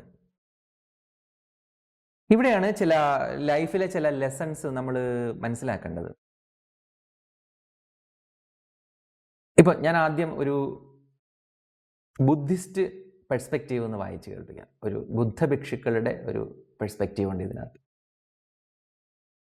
അപ്പൊ അവരതിനെക്കുറിച്ച് സ്റ്റഡി നടത്തി. ചില ബുദ്ധിസ്റ്റുകൾ ഇതിനെക്കുറിച്ച് നല്ല വെച്ചാൽ ലേൺഡ് ആയിട്ടുള്ള ബുദ്ധിസ്റ്റുകൾ അവർ പറയുന്നത് ഈ ഈഗോയെ അവർ വിളിക്കുന്നത് സെൽഫ് കൺസേൺ എന്നാണ്. എന്താ പറയുക, ആത്മബോധം എന്നുള്ള നല്ല അർത്ഥത്തിലല്ല, അതിൻ്റെ പരിമിതമായ അർത്ഥത്തിൽ സെൽഫ് കൺസേൺ, എനിക്ക് എന്നെ കുറിച്ചിട്ടുള്ള ആകുലത അല്ലെങ്കിൽ ബോധം. അപ്പോൾ അതിന് കുറേയേറെ പരിമിതികൾ, അത് നമ്മുടെ ജീവിതത്തിൽ വർക്ക് ചെയ്യുന്ന ചില മേഖലകളുണ്ട്. നമുക്ക് അത് നോക്കിയാൽ അറിയാം നമ്മൾ എത്രത്തോളം സെൽഫ് കൺസേൺഡ് ആണെന്ന്. അവരാദ്യം പറയുന്നത് നമുക്ക് പെട്ടെന്ന് മറ്റൊരാളോട് ദേഷ്യം ഉണ്ടാവും. മറ്റൊരാളെ അക്കോമഡേറ്റ് ചെയ്യാൻ സാധിക്കാതിരിക്കലാണ് ഇതിൻ്റെ ആദ്യത്തെ ലക്ഷണം. അപ്പം നിങ്ങൾ ചോദിക്കും ഇൻട്രോവേർട്ട് ആയിട്ടുള്ളവരെല്ലാം അപ്പം ഈഗോ സെൻട്രിക് ആണോ എന്ന് ചോദിച്ചാൽ, എക്സ്ട്രോവേർട്ട് ആയിട്ടുള്ളവർ സാധാരണ മറ്റുള്ളവരെ അക്സെപ്റ്റ് ചെയ്യാറുണ്ടല്ലോ. അങ്ങനെയല്ല അത് എടുക്കേണ്ടത്. ഇൻട്രോവേർട്ട് ആയാലും എക്സ്ട്രോവേർട്ട് ആയാലും മറ്റൊരാളോട് പെട്ടെന്ന് നമുക്ക് ദേഷ്യം വരികയാണെങ്കിൽ, മറ്റൊരാൾ നമ്മളിൽ അസ്വസ്ഥതകൾ സൃഷ്ടിക്കുകയാണെങ്കിൽ, മറ്റൊരാളെ അക്കോമഡേറ്റ് ചെയ്യാനോ അയാൾക്ക് സ്ഥലം കൊടുക്കാനോ സാധിക്കുന്നില്ലെങ്കിൽ നമ്മൾ പ്രീ ഒക്യുപ്പൈഡ് ആണ്, നമ്മൾ അഹങ്കാരത്തിൻ്റെ പിടിയിലാണ്. എന്നുവെച്ചാൽ ആവശ്യമില്ലാത്ത അഹങ്കാരം, നമുക്ക് ഈ ഭൂമിയിൽ നമ്മുടെ ജീവിതത്തെ തടസ്സപ്പെടുത്തുന്ന, നമ്മളുടെ ഉയർച്ചയെ തടസ്സപ്പെടുത്തുന്നത് ഈ ഈഗോ ആണ്, സെൽഫ് കൺസേൺ ആണ്. അത് പ്രവർത്തിക്കുന്നത് അനാവശ്യമായ ധാർഷ്ട്യം, അനാവശ്യമായ ദേഷ്യം. ഇപ്പം നമ്മുടെ ചില വലിയ വലിയ രാഷ്ട്രീയ നേതാക്കൾ പോലും നിസ്സാര കാരണത്തിന് ദേഷ്യപ്പെടുന്നത് നമ്മൾ ടി വിയിൽ കാണാറുണ്ട്.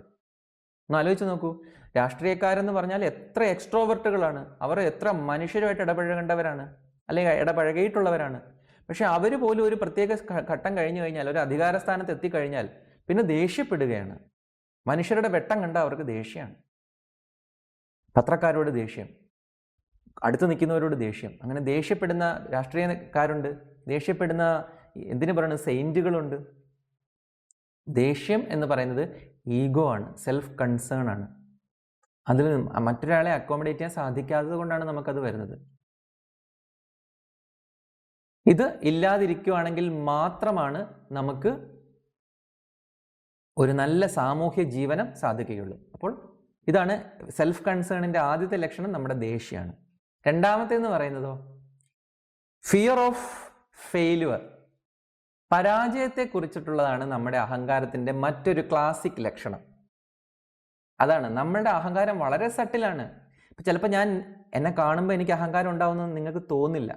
കാര്യം ഞാൻ നിങ്ങളെ നോക്കി ചിരിക്കും, നിങ്ങളെ നോക്കി ഞാൻ വെൽക്കം പറയും, എൻ്റെ ശരീരഭാഷയിലൊക്കെ ഹ്യൂമിലിറ്റി ഉണ്ടാവും. പക്ഷേ ഞാൻ ഈഗോ സെൻട്രിക് ആണ്, ഞാൻ സെൽഫ് കൺസേൺഡ് ആണ് എന്ന് മനസ്സിലാകുന്നത് എപ്പോഴാണ്? അത് നല്ല ഒരു ഒബ്സർവർക്ക് മാത്രമേ മനസ്സിലാവുള്ളൂ. അയാളുടെ ഉള്ളിൽ പ്രവർത്തിച്ചുകൊണ്ടിരിക്കുന്ന സ്ട്രോങ് ഈഗോ. നമ്മളുടെ ബിഹേവിയറിൽ നിന്ന് അത് മനസ്സിലാവില്ല, നമ്മുടെ പുഞ്ചിരികളിലൊന്നും അതുണ്ടാവില്ല, ശരീരചലനങ്ങളിലൊന്നും അതുണ്ടാവില്ല. പക്ഷേ ഇയാൾ ഈഗോയുടെ പിടിയിലാണെന്ന് നല്ലൊരു ഒബ്സർവർക്ക് മനസ്സിലാകും, നല്ലൊരു ലൈഫ് സ്കില്ല് പഠിപ്പിക്കുന്ന ഒരാൾക്ക് മനസ്സിലാകും, നല്ലൊരു ഗുരുവിന് മനസ്സിലാകും. എപ്പോഴാണ്? Fear of failure. എന്താണ് ഫെയിലുവറിനുള്ള പേടി എന്ന് പറഞ്ഞാൽ? ഇവർ പുതുതായിട്ട് ഒന്നും തുടങ്ങാൻ തയ്യാറാവില്ല. ഇവർക്ക് പുതുതായിട്ട് ഒന്നും തുടങ്ങാൻ തയ്യാറാവില്ല. എന്താ കാര്യം? ഇതുവരെ ചെയ്യാത്തൊരു പുതിയ കാര്യത്തിലേക്ക്, അവരുടെ ക്രിയേറ്റീവ് മേഖലയിലേക്ക് അവരൊരിക്കലും പ്രവേശിക്കില്ല. എന്തുകൊണ്ടെന്ന് വെച്ചാൽ താൻ റിജക്റ്റ് ചെയ്യപ്പെടും. ഇപ്പം താനൊരു പുസ്തകം എഴുതിയാൽ അത് റിജക്റ്റ് ചെയ്യപ്പെടും, താനൊരു ചിത്രം വരച്ചാൽ അത് റിജക്റ്റ് ചെയ്യപ്പെടും. ഇപ്പം പലരും കവിതകളൊക്കെ എഴുതി വീട്ടിൽ തന്നെ വെക്കുന്നവരുണ്ട്. അവർ സ്വന്തം ആനന്ദത്തിന് വേണ്ടി എഴുതിയാന്ന് പറയാം, എങ്കിൽ പോലും നമ്മളങ്ങനെ സ്വന്തം ആനന്ദത്തിന് വേണ്ടിയിട്ടല്ല ഇവിടെ ഓരോന്ന് ചെയ്യുന്നത്. മറ്റുള്ളവരെ ആനന്ദിപ്പിക്കുക എന്നുള്ളത് നമ്മുടെ ധർമ്മം തന്നെയാണ്. നമ്മുടെ കഴിവുകൾ കൊണ്ട് മറ്റുള്ളവർക്ക് ആനന്ദം ജനിപ്പിക്കുക എന്നുള്ളത് നമ്മുടെ ധർമ്മമാണ്. ഞാനൊരു ചിത്രകാരനാണെങ്കിൽ ഞാൻ ചിത്രം വരച്ച് നിങ്ങളെ ആനന്ദിപ്പിക്കണം. ഞാനൊരു ഗായകനാണെങ്കിൽ എൻ്റെ ഗാനം കേട്ട് നിങ്ങൾക്ക് സന്തോഷം ഉണ്ടാവണം. ഞാനൊരു അധ്യാപകനാണെങ്കിൽ എനിക്ക് അറിവ് പകർന്നു കൊടുത്ത് നിങ്ങളിൽ ആനന്ദം ജനിപ്പിക്കണം. ഇങ്ങനെ ഓരോരുത്തർക്കും ഓരോ സ്കില്ലുണ്ട്. ആ സ്കില്ല് സമൂഹത്തിലേക്ക് ഒഴുക്കി വിടാനുള്ളതാണ്. നമ്മുടെ സ്വന്തം ഇഷ്ടത്തിന് സ്വന്തം മാത്രമായിട്ട് കേൾക്കാനുള്ളതല്ല, അല്ലെങ്കിൽ അത് ചെയ്യാനുള്ളതല്ല. അപ്പോൾ അതിന് നമ്മൾ ഈഗോ മാറ്റി വെക്കണം. ഒരാളാണ് അപ്പുറത്തിരിക്കുന്നതെങ്കിലും നമ്മളത് കൊടുത്തിരിക്കണം. അവിടെ ഒരുപാട് പേരിരുന്നാൽ മാത്രമേ ഞാൻ പറയുകയുള്ളൂ. ഒരുപാട് പേര് അപ്രീഷിയേറ്റ് ചെയ്താലേ ഞാൻ പുസ്തകം എഴുതുകയുള്ളൂ. ഞാൻ പുസ്തകം എഴുതിയാൽ മിനിമം എനിക്കൊരു ജ്ഞാനപീഠം കിട്ടണം എന്നൊക്കെയുള്ളത് നമ്മുടെ self concern, fear of failure ആണത്. അത് ഈഗോ ആണ്. ഞാൻ എന്ത് ചെയ്താലും അത് പരാജയപ്പെടും എന്നുള്ള പേടിയില്ലേ, ഇത് വാസ്തവത്തിൽ അഹങ്കാരമാണ് അവിടെ പ്രവർത്തിക്കുന്നത്. അനാവശ്യമായി നമ്മളെ തടയുന്ന, നമ്മുടെ വളർച്ചയ്ക്ക് വിഘാതമാകുന്ന അഹംബോധമാണ് അവിടെ പ്രവർത്തിച്ചു കൊണ്ടിരിക്കുന്നത്. അതിൽ നിന്ന് നമ്മൾ പുറത്ത് കിടക്കണം. അതിൽ നിന്ന് പുറത്ത് കിടന്നാൽ മാത്രമായിരിക്കും നമുക്ക് നമ്മളുടെ കഴിവുകളെ ഒഴുക്കിവിടാൻ പറ്റുകയുള്ളൂ. പിന്നെ നമ്മളിൽ സാധാരണ കാണുന്ന ഒരു സ്വഭാവമുണ്ട്. അത് അഹങ്കാരമാണ് എന്ന് നമുക്കറിയില്ല. നമ്മളുടെ വിചാരം അത് മടിയാണെന്ന്. എന്താണ്? പ്രൊക്രാസ്റ്റിനേഷൻ, നീട്ടിവെക്കുക. ഈ നീട്ടിവെക്കൽ അഹങ്കാരമാണെന്ന് നമ്മളോട് ആരും ഇതുവരെ പറഞ്ഞിട്ടില്ല. നീട്ടിവെക്കൽ മടിയാണ്, അയാൾ ഇനേർഷ്യ കൊണ്ടാണ് നീട്ടിവെക്കുന്നതെന്നാണ് എല്ലാവരും പറയുന്നത്. പക്ഷേ ഇത് മടി മാത്രമല്ല ഇതിന് കാരണം. പ്രൊക്രാസ്റ്റിനേഷൻ വരുന്നത് എവിടെ നിന്നാണ്? സെൽഫ് കൺസേണിൽ നിന്നാണ്, അഹംബോധത്തിൽ നിന്നാണ്. കാര്യം എന്ന് വെച്ചാൽ ഞാൻ ഇപ്പോൾ ഇരിക്കുന്ന ഈ സുഖകരമായ അവസ്ഥയ്ക്ക് ഭംഗം വരാതിരിക്കാൻ ഉള്ള എൻ്റെ അഹംബോധത്തിൻ്റെ കളിയാണത്, നീട്ടിവെക്കുക എന്നുള്ളത്. ഇപ്പം ഞാനൊരു എക്സർസൈസ് ചെയ്യാൻ തീരുമാനിച്ചു. നാളെ മുതൽ ഞാൻ ഇത്ര കിലോമീറ്ററുകൾ നടക്കും എന്ന് ഞാൻ തീരുമാനിച്ചു. പക്ഷെ നാളെ ആകുമ്പോൾ ഞാനത് നീട്ടി വെച്ചിട്ട് ഇനി അടുത്ത ദിവസം, അല്ലെങ്കിൽ അടുത്ത ആഴ്ച, അല്ലെങ്കിൽ അടുത്ത 1-ാം തീയതി ഇങ്ങനെ മാറ്റി വയ്ക്കും. ഞാൻ തന്നെ അതിന് എന്തെങ്കിലും റീസൺ കണ്ടുപിടിക്കും. അപ്പോൾ ഇത് മടിയാണെന്ന് നമ്മൾ വിചാരിക്കും. പക്ഷെ മടിയല്ല. നമ്മുടെ കംഫർട്ട് വിട്ടുപോകാൻ നമ്മളെ കംഫർട്ട് വിട്ടുപോകാതെ നമ്മളെ തടയുന്നത് ഈ സെൽഫ് കൺസേൺ ആണ്, ഈഗോ ആണത്. അപ്പോൾ നമ്മൾ ഇതിനെന്താണ് ചെയ്യേണ്ടത്? നമ്മൾ അതിനെ ബ്രേക്ക് ചെയ്യണം. ഈഗോയ്ക്കെതിരെയുള്ളൊരു സമരം കൂടിയാണിത്. പ്രൊക്രാസ്റ്റിനേറ്റ് ചെയ്യുന്നില്ല. ഇപ്പോൾ ചെയ്യേണ്ടത് ഞാൻ ഇപ്പോൾ തന്നെ ചെയ്യുന്നു എന്ന് വിചാരിച്ചു കഴിഞ്ഞാൽ നമ്മൾ ഈഗോയെയാണ് ജയിക്കുന്നത്. ഈഗോയെ ജയിക്കുക എന്ന് പറഞ്ഞാൽ കൂടുതൽ മനോഹരമായ, അല്ലേ, എ ബ്യൂട്ടിഫുൾ ലിവിങ് ആണത് നമുക്ക് തരുന്നത്. അപ്പോൾ ഫിയർ ഓഫ് ഫെയിലിയറും ഇല്ല, പ്രൊക്രാസ്റ്റിനേഷനും ഇല്ല. ഇത് രണ്ടും സെൽഫ് കൺസേണിൻ്റെ, ഈഗോയുടെ കളിയാണ്. അപ്പോൾ അത് രണ്ടും നമ്മൾ ചെയ്ത് തന്നെ അതിനെ മറികടക്കാൻ ശ്രമിക്കുക. മറ്റൊന്ന് സോഷ്യൽ ഫിയർ ആണത്, സോഷ്യൽ വാലിഡേഷൻ, അതിനെക്കുറിച്ചുള്ള ആങ്സൈറ്റി. ഇത് ഈഗോ ആണ്. സാധാരണ നമ്മൾ ഇതിനെ സ്റ്റേജ് ഫിയർ എന്നൊക്കെ പറഞ്ഞ് നമ്മൾ അതിനെ പുട്ടിയടിക്കും, അല്ലേ? 4 പേരുടെ മുമ്പിൽ സംസാരിക്കാൻ പറ്റാതിരിക്കുന്നത് എനിക്ക് സ്റ്റേജ് ഫിയർ ഉള്ളതുകൊണ്ടാണെന്ന് പറഞ്ഞ് നമ്മൾ അതിനെ ന്യായീകരിക്കും. വാസ്തവത്തിൽ ഇത് ഈഗോ ആണ്. പക്ഷേ ഈഗോ പ്രവർത്തിച്ച് കഴിഞ്ഞാൽ അതിനെ നമ്മൾ സ്റ്റേജ് ഫിയർ ആയിട്ട് തന്നെ പരിഗണിക്കണം. അപ്പോൾ സ്റ്റേജ് ഫിയറുമായിട്ട് വന്ന ഒരാളോട് നിങ്ങൾക്ക് അഹങ്കാരം കൊണ്ടാണെന്ന് പറയുന്നതല്ല, അങ്ങനെ പറയാനല്ല ഞാൻ പറഞ്ഞത്, മനസ്സിലാക്കാൻ വേണ്ടി പറയാണ്. സെൽഫ് കൺസേൺ ആയിട്ട് സെൽഫ് സെൻട്രിക് ആയിട്ട് നിൽക്കുന്നതുകൊണ്ടാണ് എനിക്ക് സ്റ്റേജ് ഫിയർ വന്നത്. ഈഗോ പോകാനുള്ള പരിശീലനങ്ങൾ ഞാൻ ചെയ്തിരുന്നെങ്കിൽ, അത് പെട്ടെന്ന് ഇപ്പം എനിക്ക് നാളെ ഒരു പെർഫോമൻസ് ഉണ്ട്, എനിക്കിപ്പോൾ സ്റ്റേജ് ഫിയർ കളഞ്ഞിട്ട് ചെയ്യണം, അപ്പോൾ എനിക്ക് എൻ്റെ ഈഗോ ഇല്ലാതാക്കണം എന്ന് പറഞ്ഞാൽ നടക്കില്ല. ഈഗോ ഇല്ലാതാക്കാൻ ദിവസങ്ങളും ആഴ്ചകളും മാസങ്ങളും നീളുന്ന മാനസിക പരിശീലനങ്ങളിലൂടെ ഈഗോയിൽ ട്രാൻസ് ചെയ്യാൻ സാധിക്കും. പക്ഷെ ഓരോരുത്തർക്കും ഓരോ രീതിയിലുള്ള പരിശീലനങ്ങളിലൂടെ നമുക്ക് അതിനെ മറികടക്കാൻ സാധിക്കുള്ളൂ. അങ്ങനെ മറികടന്നു കഴിഞ്ഞാൽ ഈ സ്റ്റേജ് ഫിയറും താനേ ഇല്ലാതാവും. ഇപ്പം നമുക്ക് നമ്മുടെ ശബ്ദം ഇഷ്ടമല്ല, സ്വന്തം ശബ്ദം കേൾക്കുന്നത് ആർക്കും ഇഷ്ടമല്ല, അങ്ങനെ ഒരു പ്രതിഭാസമുണ്ട്. ഈഗോ ആണ് അവിടെ വർക്ക് ചെയ്യുന്നത്. നമ്മൾ ഈഗോ സെൻട്രിക് ആയതുകൊണ്ടാണ് നമ്മുടെ ശബ്ദം നമുക്ക് ഇഷ്ടമല്ലാത്തത്. ഒരു ഘട്ടം കഴിഞ്ഞു കഴിഞ്ഞാൽ നമുക്ക് നമ്മുടെ ശബ്ദം കേൾക്കുമ്പോൾ ആദ്യം ഉണ്ടായിരുന്ന ബുദ്ധിമുട്ടില്ലാതെയാവും. അതായത് നമ്മൾ ആ ഈഗോയെ ട്രാൻസ് ചെയ്തു, ആ ഈഗോയെ നമ്മൾ സോർട്ട് ഔട്ട് ചെയ്തു എന്നുള്ളതാണ്.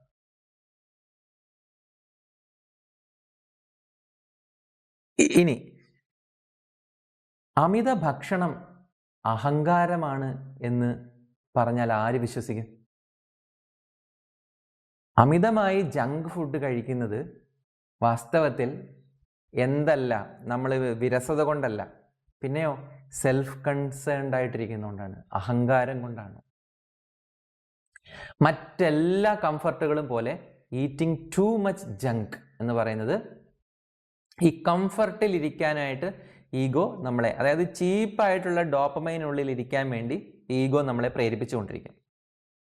അതിൻ്റെ ഫലമായിട്ടാണ് നമ്മൾ ഈ ജങ്ക് ഫുഡിനോടും സ്വാദുള്ള ഭക്ഷണത്തോടും നമുക്കുണ്ടാകുന്ന ആസക്തി. വീണ്ടും വീണ്ടും ഉണ്ടാകുന്ന ആസക്തി ഈഗോ ആണ്. ഈഗോയെ ജയിച്ചു കഴിഞ്ഞാൽ എന്തായി? നമുക്ക് ഒരിക്കലും ഇത്തരത്തിലുള്ള ജങ്ക് ഫുഡിനോടുള്ള ആകർഷണം ഉണ്ടാവില്ല. തിരിച്ചും പറയാം, ജങ്ക് ഫുഡ് ഒഴിവാക്കുന്നത് ഈഗോയെ ട്രാൻസ് ചെയ്യലാണ്. അതൊരു സ്പിരിച്വാലിറ്റിയാണത്. ജങ്ക് ഫുഡ് ഒഴിവാക്കുക എന്നുള്ളത് സ്പിരിച്വാലിറ്റിയാണ്. എന്താണ് spirituality? Dissolution of ego is spirituality. അഹങ്കാരത്തിൻ്റെ ഡിസൊല്യൂഷനാണ് ആത്മീയത. അഹങ്കാരത്തെ ലയിപ്പിച്ച് കളയുക എന്നുള്ളതാണ് ആത്മീയത. അങ്ങനെയാണെങ്കിൽ ജങ്ക് ഫുഡുകൾ അല്ലെങ്കിൽ അമിത ഭക്ഷണം, വിശപ്പില്ലാത്തപ്പോൾ രസത്തിന് വേണ്ടി മാത്രം ഭക്ഷണം കഴിച്ചുകൊണ്ടേയിരിക്കുന്ന സ്വഭാവം നിർത്തുക എന്നുള്ളത് ആത്മീയമായൊരു പരിശീലനമാണ്. അഹങ്കാരത്തിനെതിരെയുള്ള ഒരു ഈശ്വരന് വേണ്ടിയിട്ടുള്ള ഒരു പരിശീലനമായിട്ട് നമ്മൾ അതിനെ എടുക്കണം. ആഹാര കാര്യത്തിലുള്ള വെൽ ഡിസിപ്ലിൻഡ് ആയിട്ടിരിക്കുക എന്നുള്ളത് നമ്മൾ അഹങ്കാരത്തെ ജയിക്കുന്നതിന് തുല്യമാണ്. അഹങ്കാരത്തെ ജയിക്കുന്നതിന് തുല്യമെന്നല്ല, അഹങ്കാരത്തെ ജയിക്കൽ തന്നെയാണ്. അപ്പം നമ്മൾ ജങ്ക് ഫുഡ് മാറ്റിയിട്ട് ഹെൽത്തി ഫുഡ് കൊണ്ടുവരുന്നത് ഒരു സ്പിരിച്വൽ പ്രാക്ടീസ് കൂടിയാണ്. അത് ആരോഗ്യത്തിന് വേണ്ടി മാത്രമല്ല, നമ്മുടെ ആത്മീയമായ മുന്നോട്ട് പോക്കിനും അത് നല്ലതാണ്. Not exercising enough. വ്യായാമം ചെയ്യുന്നത് ഒരു ആത്മീയതയാണെന്ന് പറഞ്ഞാൽ വിശ്വസിക്കും. വ്യായാമം ചെയ്യുന്നത് അഹങ്കാരത്തെ ജയിക്കുന്നു എന്ന് പറഞ്ഞാൽ നമുക്കൊരു പുതിയ അറിവാണ്. നമ്മൾ വ്യായാമം ചെയ്യാതിരിക്കുന്നത് അഹങ്കാരമുള്ളത് കൊണ്ടാണ്, സെൽഫ് കൺസേൺഡ് ആയിട്ടിരിക്കുന്നുള്ളത് കൊണ്ടാണ്. സെൽഫ് കൺസേൺഡ് ആയിട്ടിരിക്കുക എന്ന് വെച്ചാൽ നമ്മുടെ സുഖം മാത്രമാണ് നമ്മളുടെ മുമ്പിലുള്ളത്. ഞാൻ ഈഗോസെൻട്രിക്കാണ്, എനിക്ക് ഈഗോയെ പൊട്ടിച്ച് പുറത്തിറങ്ങാൻ അറിയില്ല. പകരം ഞാൻ അതിനെ സോളിഡിഫൈ ചെയ്തുകൊണ്ടിരിക്കുകയാണ്, അതിനെ കൂടുതൽ ബലപ്പെടുത്തിക്കൊണ്ടിരിക്കുകയാണ്. നിങ്ങൾ നല്ല ഭക്ഷണം കഴിക്കുന്നത്, നല്ല വ്യായാമം ചെയ്യുന്നത് ആത്മീയതയാണ്. അഹങ്കാരത്തിനെതിരെയുള്ള എല്ലാ പ്രവർത്തനങ്ങളും ആത്മീയതയാണ്. അങ്ങനെയാണെങ്കിൽ എക്സർസൈസ് ചെയ്യുക, ദിവസേന എക്സർസൈസ് ചെയ്യുക എന്നുള്ളത് ആത്മീയമായൊരു പ്രവൃത്തിയാണ്, അഹങ്കാരത്തെ ജയിക്കുന്ന ഒരു പ്രവൃത്തിയാണ്. ഇനി ഒന്നെന്നുള്ളത് ടൂ മച്ച് ഡിസ്ട്രാക്ഷൻ. എങ്ങനെയാണ് നമുക്ക് ഡിസ്ട്രാക്ഷൻ വരുന്നത്? ഇത് പുതിയ കാലത്ത് 30 സെക്കൻഡ് അല്ലെങ്കിൽ എത്രയോ സെക്കൻഡുകൾ മാത്രമാണ് നമ്മളുടെ ഫോക്കസ് എന്ന് പറയുന്നത്. അത് കഴിഞ്ഞാൽ നമ്മുടെ ഫോക്കസ് തെറ്റി നമ്മൾ ഡിസ്ട്രാക്ഷനിലേക്ക് പോകും. എന്തുകൊണ്ട് നമ്മൾ ഡിസ്ട്രാക്ഷനിലേക്ക് പോകുന്നു? സോഷ്യൽ വാലിഡേഷന് വേണ്ടിയിട്ടുള്ള ആഗ്രഹം.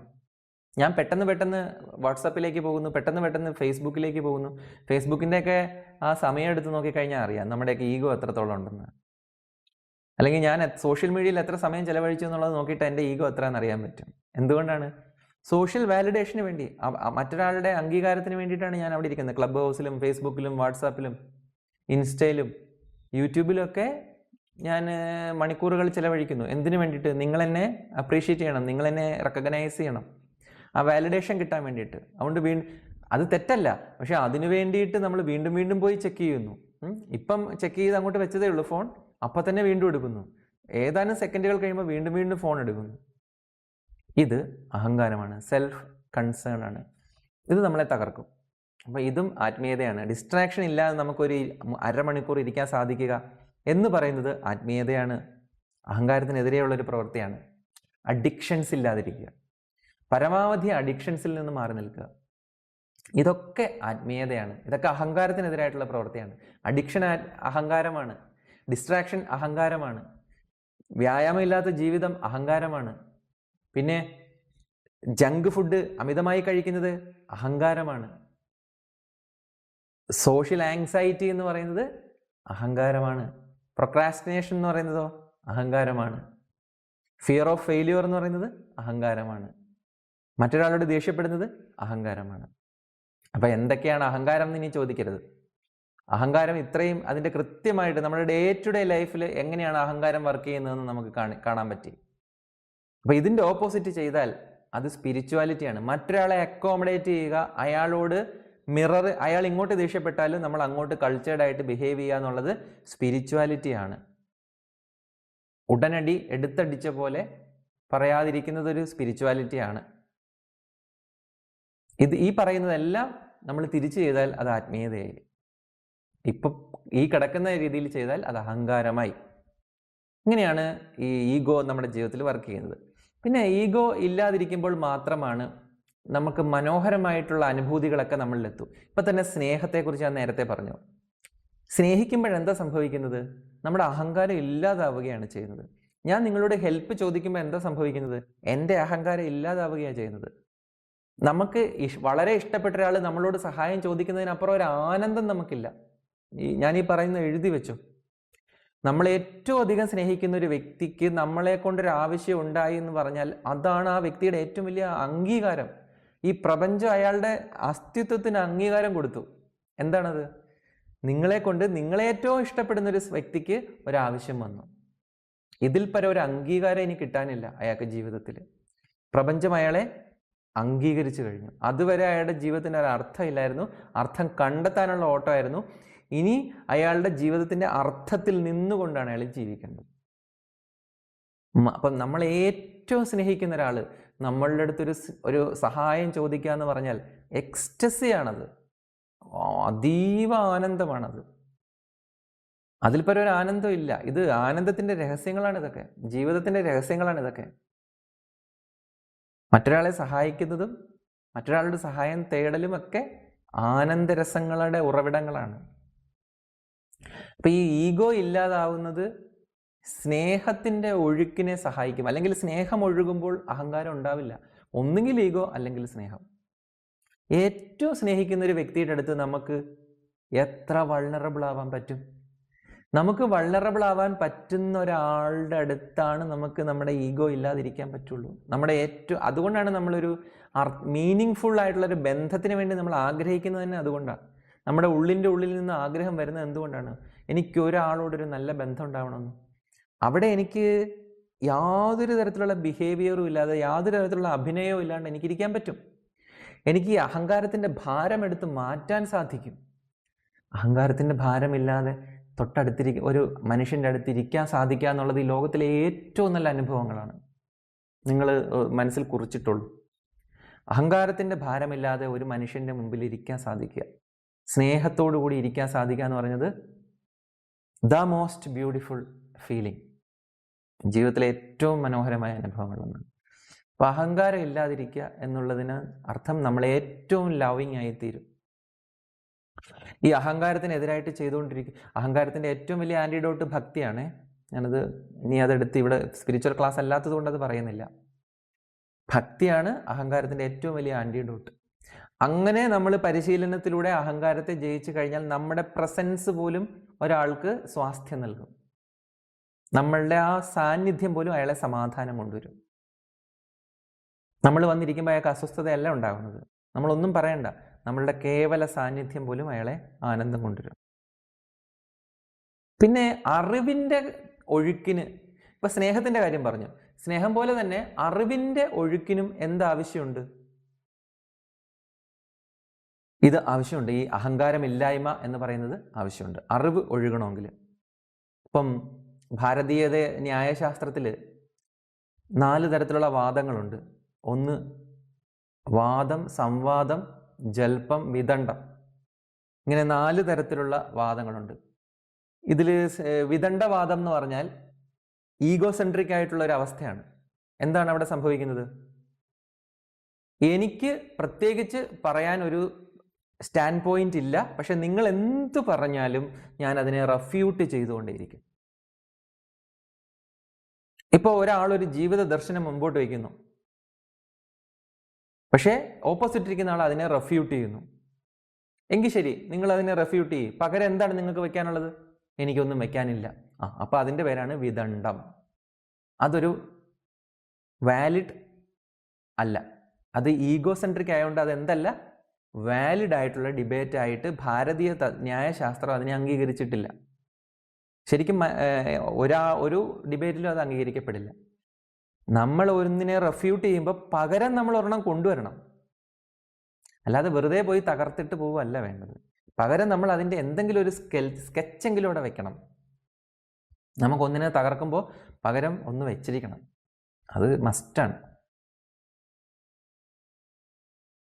ഇതാണ് അഹങ്കാരത്തിൻ്റെ വാദമാണ് ഈ വിദണ്ഡം. പിന്നെ ജൽപ്പമുണ്ട്.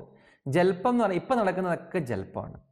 ഇപ്പം ഈ സംവാദം എന്ന് പറഞ്ഞ് നമ്മൾ കാണുന്നതില്ലേ, ജൽപ്പമാണ്. ജൽപ്പത്തിൻ്റെ ഒരു പ്രത്യേകത എന്ന് പറഞ്ഞാൽ ആദ്യം തന്നെ നമുക്കൊരു തീർപ്പുണ്ട്.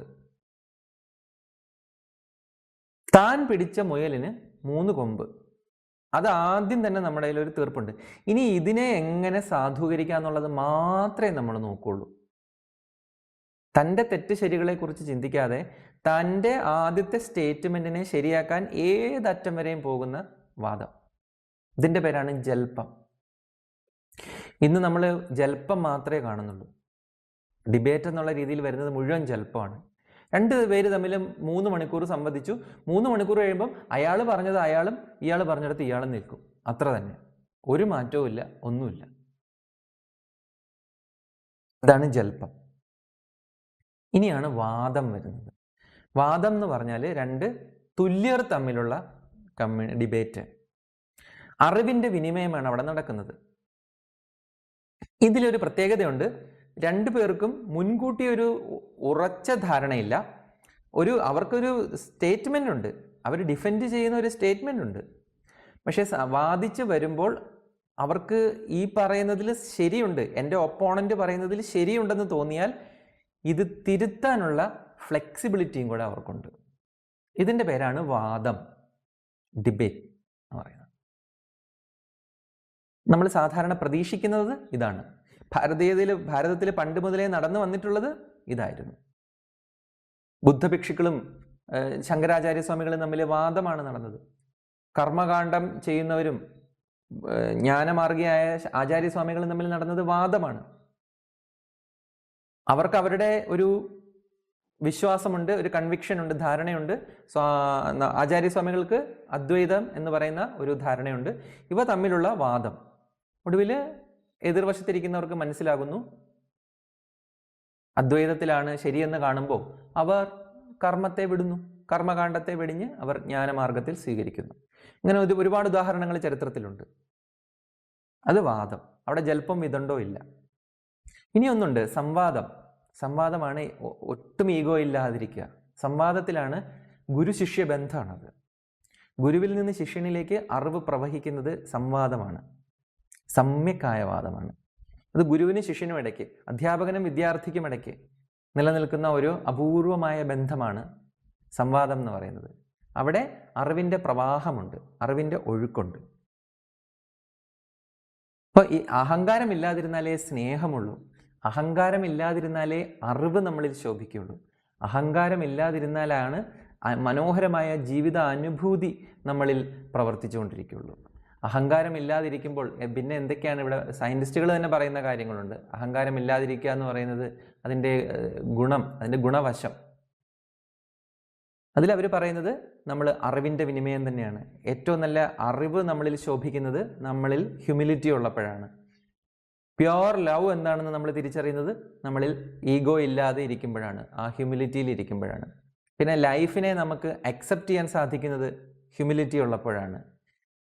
പ്രസൻറ്റ് മൊമെൻറ്റിൽ നമുക്ക് ആനന്ദം അനുഭവിക്കാൻ, Joy in the present moment എന്ന് പറയുന്നത് അഹങ്കാരമില്ലാതിരിക്കുമ്പോഴാണ്. ജീവിത ആനന്ദം എന്ന് പറയുന്നത് അഹങ്കാരത്തെ ട്രാൻസ് ചെയ്യലാണ്.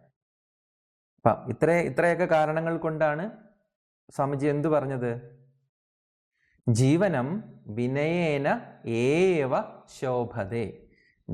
Life becomes beautiful only with humility. ഈ രീതിയിൽ ജീവിതത്തെ ചിട്ടപ്പെടുത്തിയെടുക്കാൻ ശ്രമിക്കുക. അഹങ്കാരമില്ലാത്ത ആനന്ദം അനുഭവിക്കാൻ സാധിക്കുന്ന ഒരു ജീവിയാണ് മനുഷ്യൻ. കഴിഞ്ഞ ക്ലാസ്സിൽ നമ്മൾ പറഞ്ഞതിൻ്റെ മറ്റൊരു തുടർച്ച. ആനന്ദം അനുഭവിക്കാൻ സാധിക്കുന്ന ഒരു ജീവിയാണ് മനുഷ്യൻ, അഹങ്കാരമില്ലാതെ. അപ്പോൾ അഹങ്കാരത്തെ ജയിക്കാൻ എന്തൊക്കെ ചെയ്യണം എന്ന് നമ്മൾ പറഞ്ഞു. ആ രീതിയിലൊക്കെ ഉള്ള കാര്യങ്ങൾ ചെയ്യുക. ഇനി നിങ്ങളുടെ സമയം അവിടെ ആരംഭിക്കുന്നു.